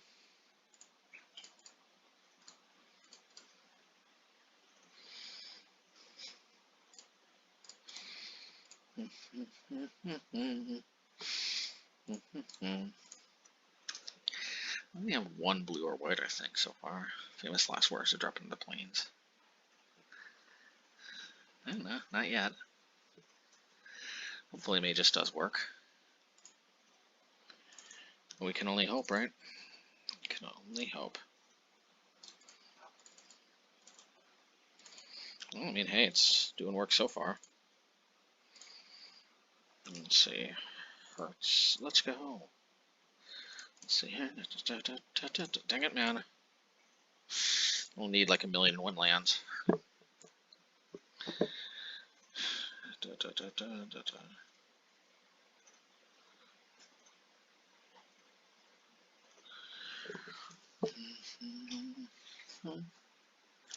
Wow, we actually did it. Okay, match 5. Amazingly, we're playing for the trophy. Let's see. Well, think this hand's a little too speculative, man. It's too bad. If I knew more what we were up against, but yeah, I think this hand is a lot less speculative. Let's go. Hurts. Let's go. Now the problem is I don't know what we're up against. If I throw away the relic, that could just be GG. But I feel like there's more games where I want the fatal push. That could be totally wrong. And unfortunately, I think I'm in a situation where I've got to fetch shock, lightning bolt ourselves. So if we're up against burn, we're in for a world of hurt. But I just think like this is the highest upside. Let's see here. It's not burn. It doesn't look like a dredge land. So, okay, well, you know, maybe we fatal push this and get to work. That'd be kind of nice. Ooh. Well, I would. What's on we got? Well, I would love to do this. I don't think they're just gonna let me attack. Maybe next turn, yeah. Yeah, I mean they would have definitely blocked. Let's see. Hopefully we get a DRC of our own. Spell Pierce. Fortunately, I can't use that. La la la la la la la la la la la la la la. Maybe if they were holding up Counterspell, if they have Spell Pierce, we're probably just screwed. But if it's Counterspell or if they're stuck on 1 mana, then them having to deal with Ragavan might give us the opening we need to squeeze the Blightning through. I mean, that's they're dealing with Ragavan. So, let's see. Let's see if we can even... Nope. Yeah, I'm just gonna attack, because we actually need them to block because we have our own Ragavan. I mean, we have... Oh no, they drew a lightning bolt and they had a Ragavan. Sucks. While I would love to play Blightning, I've learned enough so far that that they will that Ragavan will kill us. I kind of want to hold on to the Blightning, but I don't think I can. Yeah, glad I didn't. And that sucks because Blightning is one way we pull ahead in this matchup, where otherwise it can be a little problematic. Relic is pretty good though. An early Relic can help a lot at managing Murktide, but it's a little bit. It's early, but it's not super early. It's not early enough that we really. Now they sometimes play Fury, which would be very disappointing. But let's see, and that's probably one reason why they started to play Fury, is that it's a really great way to get around Seasoned Pyromancer.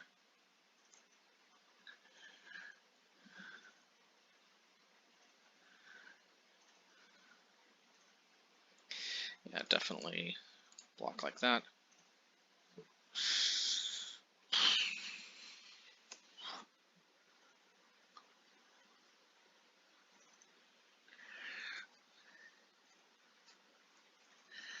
See, they might play a Murktide for 3.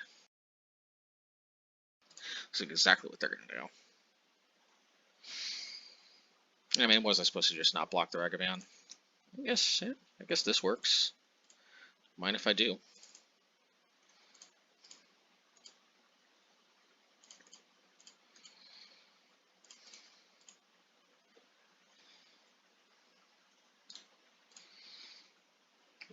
I'm going to hit the Fiery Islet before they can cash it in. Hopefully they don't have another Ragavan. That would suck.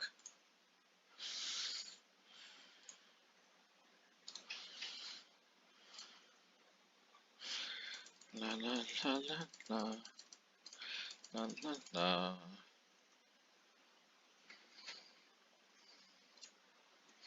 I guess that is what it is.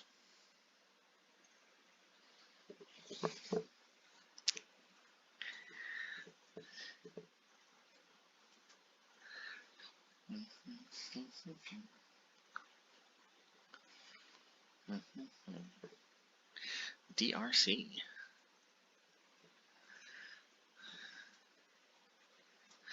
The Darcy.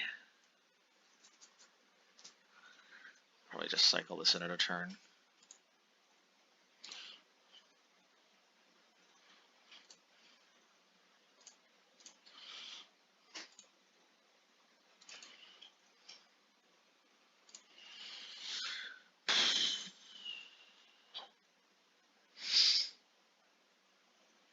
if I attack, they just block the Ragavan, obviously.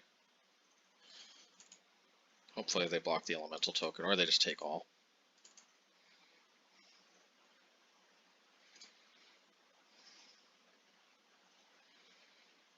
Yeah, I mean, I'll take the shock.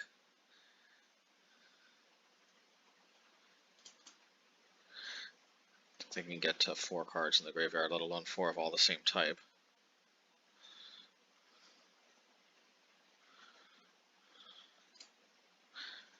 Well, they got close, so I got a sorcery in there.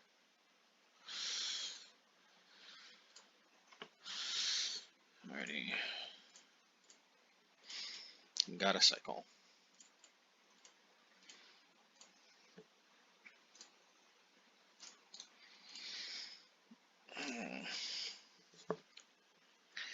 Alrighty.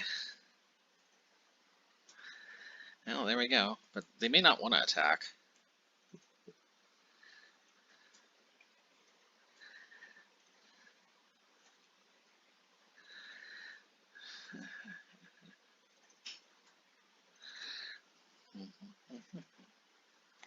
Yeah, they got the Ragavan.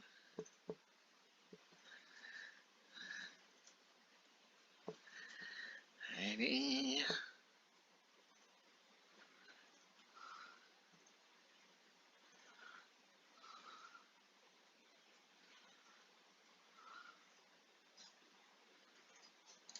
Let's see.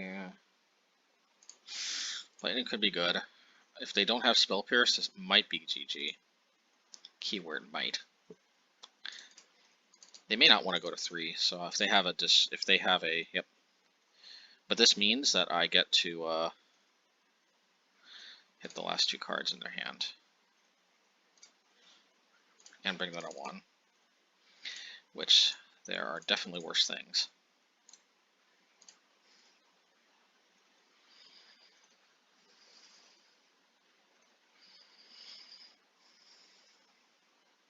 Expressive Iteration, that's a good one. Unfortunately, if they bring Murktide, I don't have enough time to race. They don't. Okay, good. So I think I'm going to be in a good position if I can rip land for Flashing Back Seasoned Pyromancer. Or, of course, just a burn spell. Fortunately, I don't draw whatever until they draw first.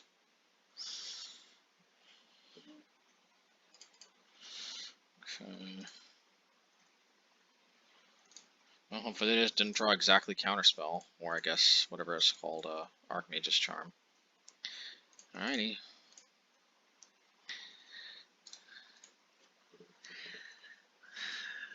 Let's see here. Yeah, they're doing a number on my life total, but technically at the moment they're the ones that won, not us.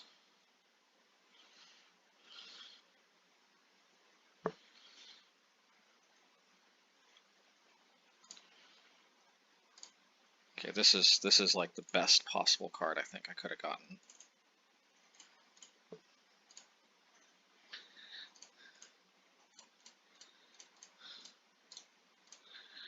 Got it, I think, yeah. Alrighty. Nice. Nice, nice, nice, nice, nice. Nice, nice, nice, nice, nice. Now this is where Murderous Rider could be, whoa, could be oh so good. And the answer is no, Ragavan is not necessary in this deck. It just isn't. Now I'm a little conflicted about Den of the Bugbear versus Blast Zone. I mean Field of Ruin versus Blast Zone. The only reason is that Field of Ruin helps me mana fix myself, and I can be a little color intensive with the Murderous Rider. But I think with 14 black sources, it's not like the most. Yeah, sometimes I don't want to cut down on the red sources. I could, in theory, cut down on the Den of the Bugbears, but it's also just so hard to take off some time to use Field of Ruin for my own color fixing purposes. We'll see. We shall see. We shall see. We shall see. Yeah. Blightning so far seems kind of insanely good. Okay, enough with the singing. Yeah, so anyway, yeah, you know, that's the thing about Blightning, man, is, it doesn't look so great, but actually dealing 3 damage and discarding 2 cards is a kind of big game. It's kind of a big game. It's better than it looks.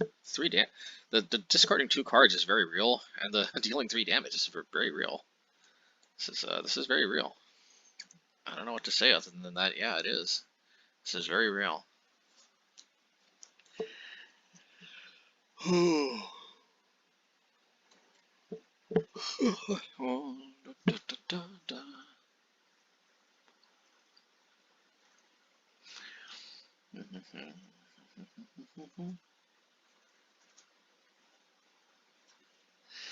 Blightning.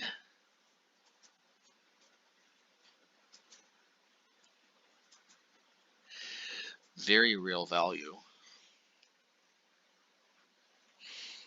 Blightning, the fact that Blightning gives value and whittles their resources away is actually kind of a, I mean, the fact that it drains their life and whittles their resources is kind of a huge deal, because, like, my deck isn't necessarily built to be a burn deck, but the fact that I can kind of play like a burn deck, this hand is just too risky. Dang it, man. This hand is risky for exactly the other reasons. Let's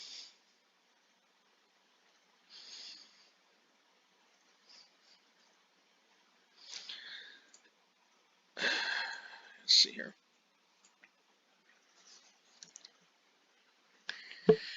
Unlike other versions of decks I've played in the past, the fetch lands here are solely for color fixing. Yeah, I can't risk this getting spell pierced. That'd just be way too catastrophic. So if they hit me with another Ragavan, it is what it is. If they're not playing blue, they're not playing spell pierce, then Canyon Slough. I am probably going to get basic Swamp. Yeah, this could end up backfiring, but I think a basic Swamp. Sometimes they bring in Blood Moon, you know?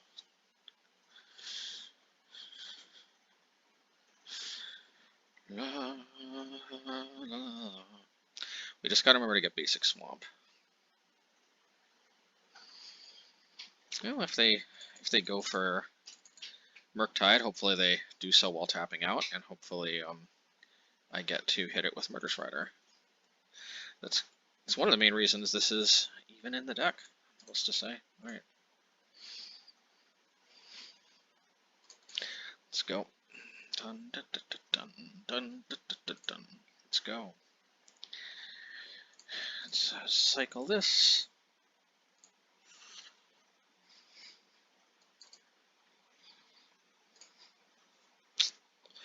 Yeah, let's just do this. There's definitely value to not losing life. I'll tell you that much. But I like having the option to tag in if necessary. La la la la la la la la la la la la la la la la. We're gonna cycle another Canyon if they don't play anything. Let's see here. Da da da da da da da da da da da da da da da da da da da da.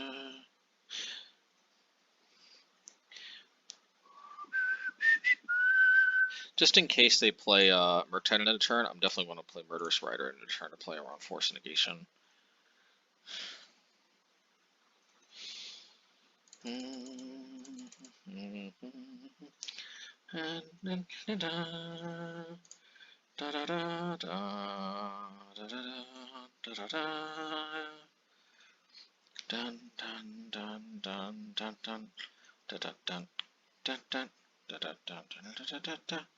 Alright, let's just do this now here.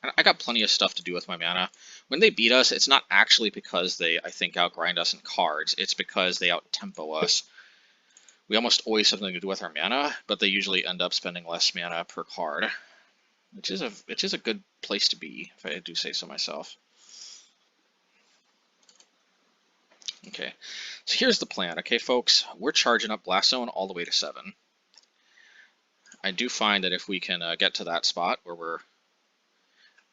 I think I've won most games where I charge Blast Zone up to 7. Gives us a lot of flexibility and be able to deal with a Murktide on demand. Although, this smells like a Murktide. Oh, no, not yet.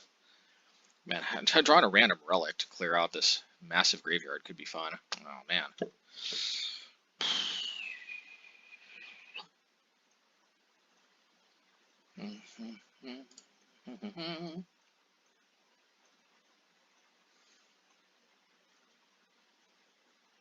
No, they can play it, which I think they have to, but then that means we can Murderous Ride. And don't mind if I do.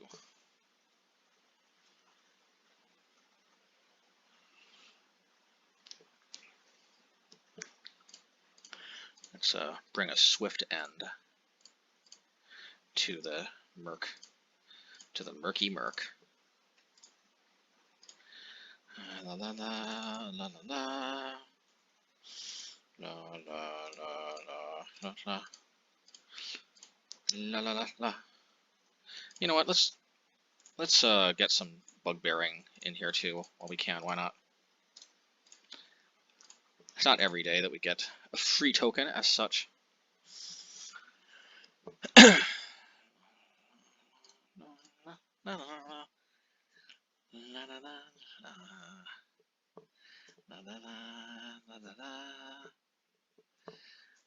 Goes back into our library, which is kind of good because that's actually one of our more prized cards. If they don't have another one, oh man, we need to start drawing more of our March of Reckless impulses and such.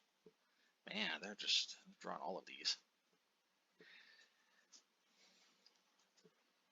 But if all their Murktides are on the bottom, then drawing all these is not necessarily going to automatically put them in a position where they're going to win. If I can dodge one more turn, I got a good feeling about being able to juice this Blast Zone up. I mean, it doesn't get to 7 next turn, but it gets to 3, 4, 5. Yeah, and then the turn after that, it gets juiced up all the way, which is pretty good. Yeah, and they want to hold up enough mana to counter the, yeah. I don't blame them.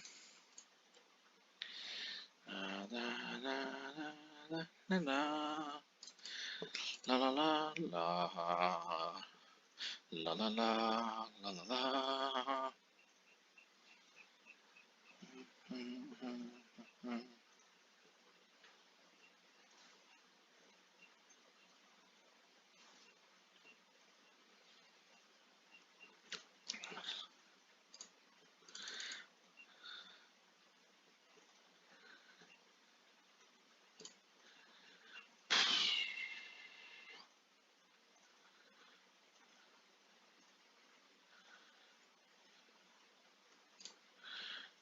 They are really thinning.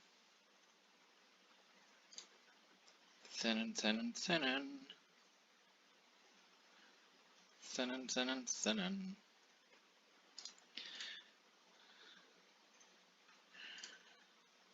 Should I march first? I think I will, just because.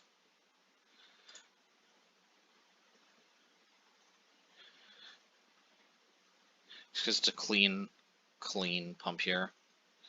That's fine.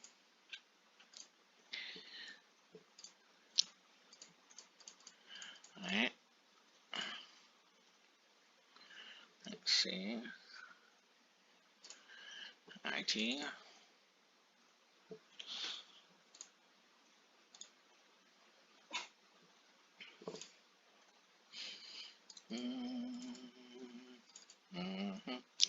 La la la la la. La la la la. La la la la la la. Man, if I go 5-0-10-0, that'd be pretty insane, wouldn't it? That would be pretty insane. This is more or less the second take on this particular Obosh build.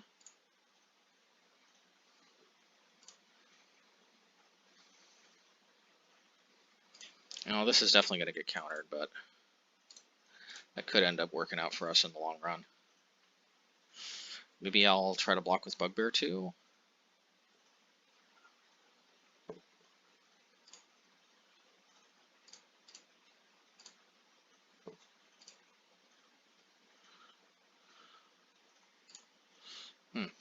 Was not expecting that, to be frank.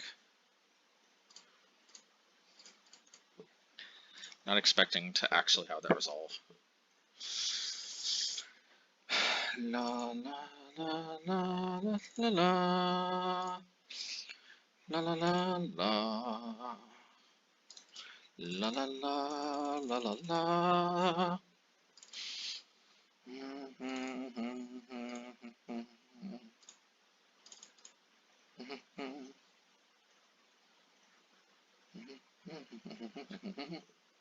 That's not bad.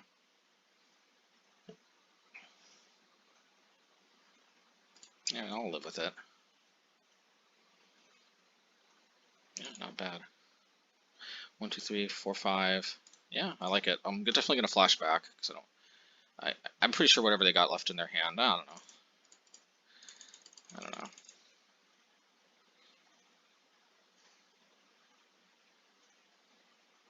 I should have one Murktide covered.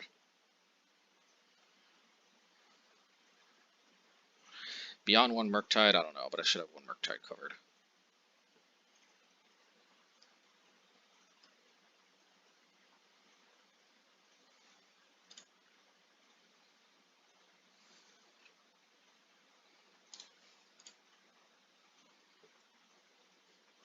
Yeah, they want to hold up enough just in case. Well, we'll definitely take this opportunity. I don't know why we wouldn't.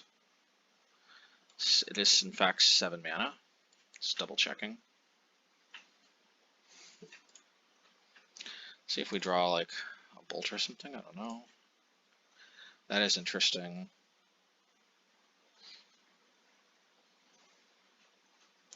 2, 3, 4, 5. Let's do this and see what this, if they counter this or not.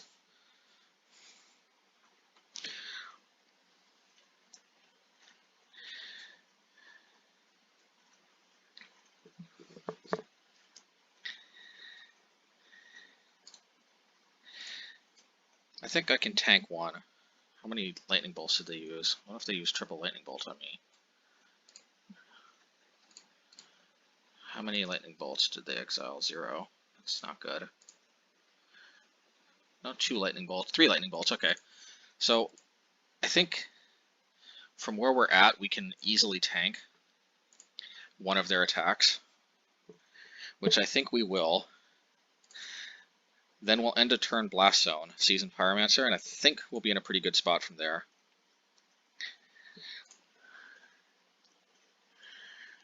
Yeah, I feel pretty confident I can tank this. If they play another one, we'll hit both with the Blast Zone, so them having another one doesn't invalidate this, and I think they only have 3 more in reach. Okay.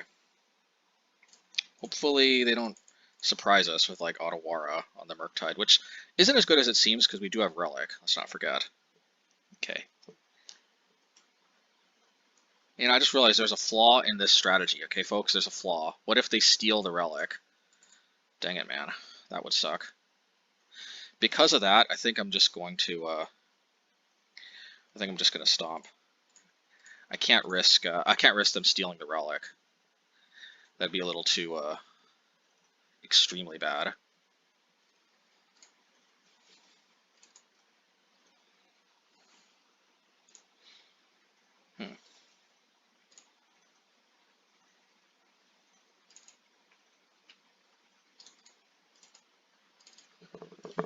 I'll probably Blightning. Probably have a counter spell, and that's fine.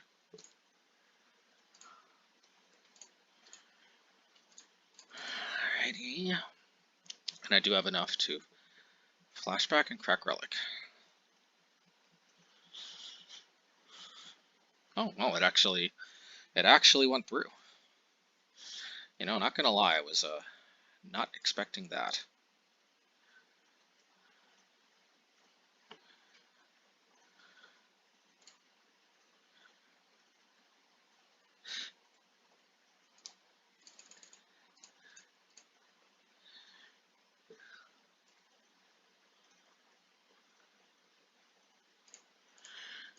Alright, let's see.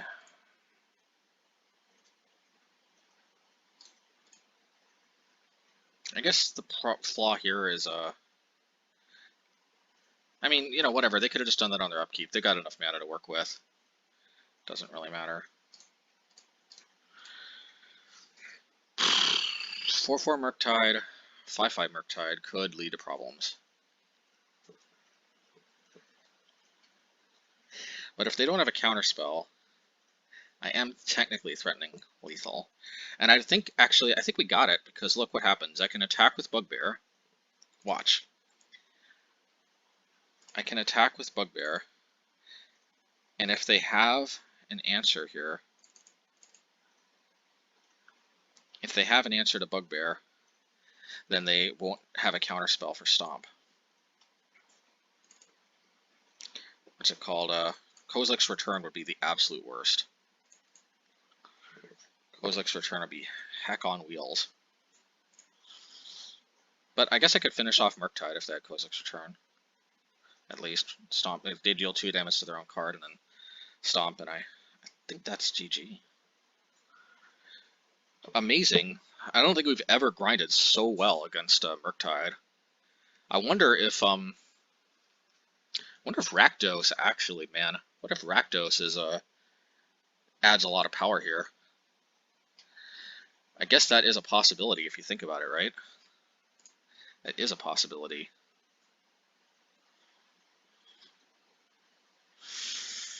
Wow, there's the trophy. I guess that is a possibility. Dang, man. Dang.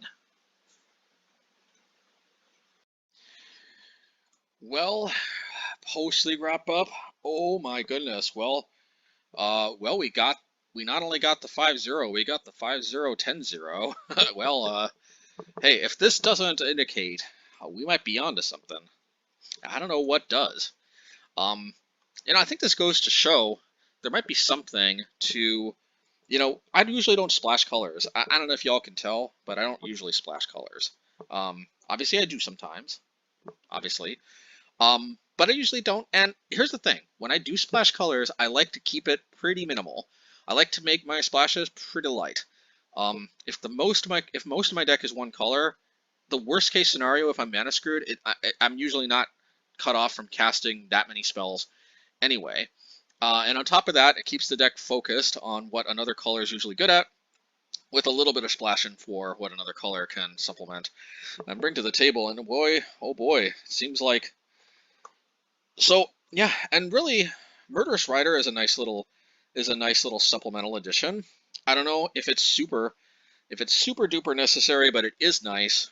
Fatal Push is nice too. Again, I don't know if it's super duper necessary, but make no mistake, we're splashing black for Blightning. That's why we're splashing black. And you know, definitely thanks again to Papa Nurgle, I think it was. I don't have his name in front of me again, but yeah, thanks again for suggesting Blightning, because I definitely would not have been on this path if you hadn't suggested it. And maybe we're onto something here, because I think I was like 3-1, 3-1, 4-1, 5-1 or so, or 3-1, 3-1, 4. I mean 3-2, 3-2, 4-1, like 5-0 or something with this. I mean, it's not like the best results ever, but I mean it's just getting better and better. And we're like 9-1 with virtually the exact same 75, with 71 cards identical. And I don't know if there's much more to say.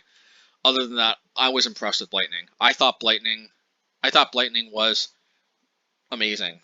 I also like the way, you know, I'm not gonna lie, I thought a little bit about why don't I just play Turok Dread Cantor, because I obviously love that card in the black deck.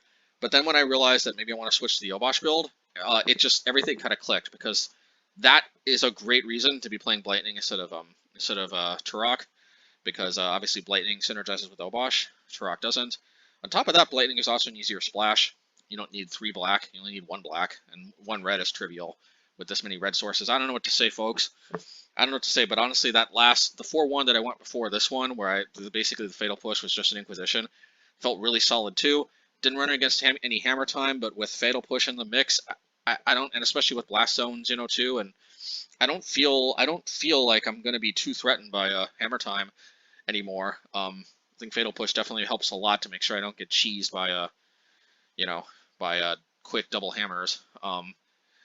You know, unfortunately, I could still get cheesed by Sanctifier and Vec, because unfortunately black is not the end all be all to Sanctifier. But you know, if one of the if like they're basically, if we're basically favored other than like Sanctifier cheeses, I can live with that. I can live with winning most games we don't get cheesed by Sanctifier. So whatever. I don't know. I felt like I might have even been favored with the Inquisition, but I think Fatal Push could help a lot. You know, it's funny. Fatal Push wasn't exactly an all-star. It's funny, in this league, Inquisition might have been better instead of Fatal Push, but I'm inclined to think Fatal Push might be more where we want to be. Yeah, I don't know. Plus, it just helps hold the ground. I mean, I feel like one of our most vulnerable times is in the early game, and Fatal Push, you know, it's also great against Ragavan. I don't know. Look, folks. I don't know what else to say. Just this, we really could be onto something. I've also never brutalized Murktide, I think, quite that bad. That was a pretty big beating for Murktide. So, you know, that's a good sign too, because that's one of the strongest decks in the format. Not gonna lie. You know, so I don't know. We may need a larger sample size though, because Murktide can always be kind of swingy. Sometimes you can brutalize them, they can brutalize you, and you know how it goes. But yeah, I mean, we will see. I don't think there's much more for me to add at this point. I don't think we saw too much Shattering Spree, but I know for a fact that this card single-handedly won me a game and a match against Azorius Hammer Time in the last one. I know I lost one against Hammer Time, but I won another one, and one of them just single-handedly Shattering Spree just like wiped their board. So I don't know. Magus. Oh yeah. Oh, I don't think I mentioned in the deck tech, but I think Magus is definitely a lock. One of the things I like about Magus as opposed to Blood Moon is it's easier for us to kill our own Magus if we really need to unlock black. Like if we have like a lot of Murderous Riders or something in our hand, and we just, you know, we're not drawing a basic swamp or something, you know, like I just like the option that Magus is a card that we can turn off. And I know the opponent can turn it off easier too, but I mean, with all these Boseijus running around, it's not always a given that it's easier to turn off an enchantment anyway. But I'll tell you what, it is definitely a lot easier for us to turn off our own Magus than it is for us to turn off a Blood Moon. And it may or may not, and you know, whether Blood Moon's easier to turn off or Magus is now kind of a toss-up because of Boseiju. So I don't know. I guess we'll have to see, but I was impressed. I think this is, you know, welcome, you know, I hope you all enjoyed me basically welcoming the newest member of the Obosh family in here. It's Rakdos.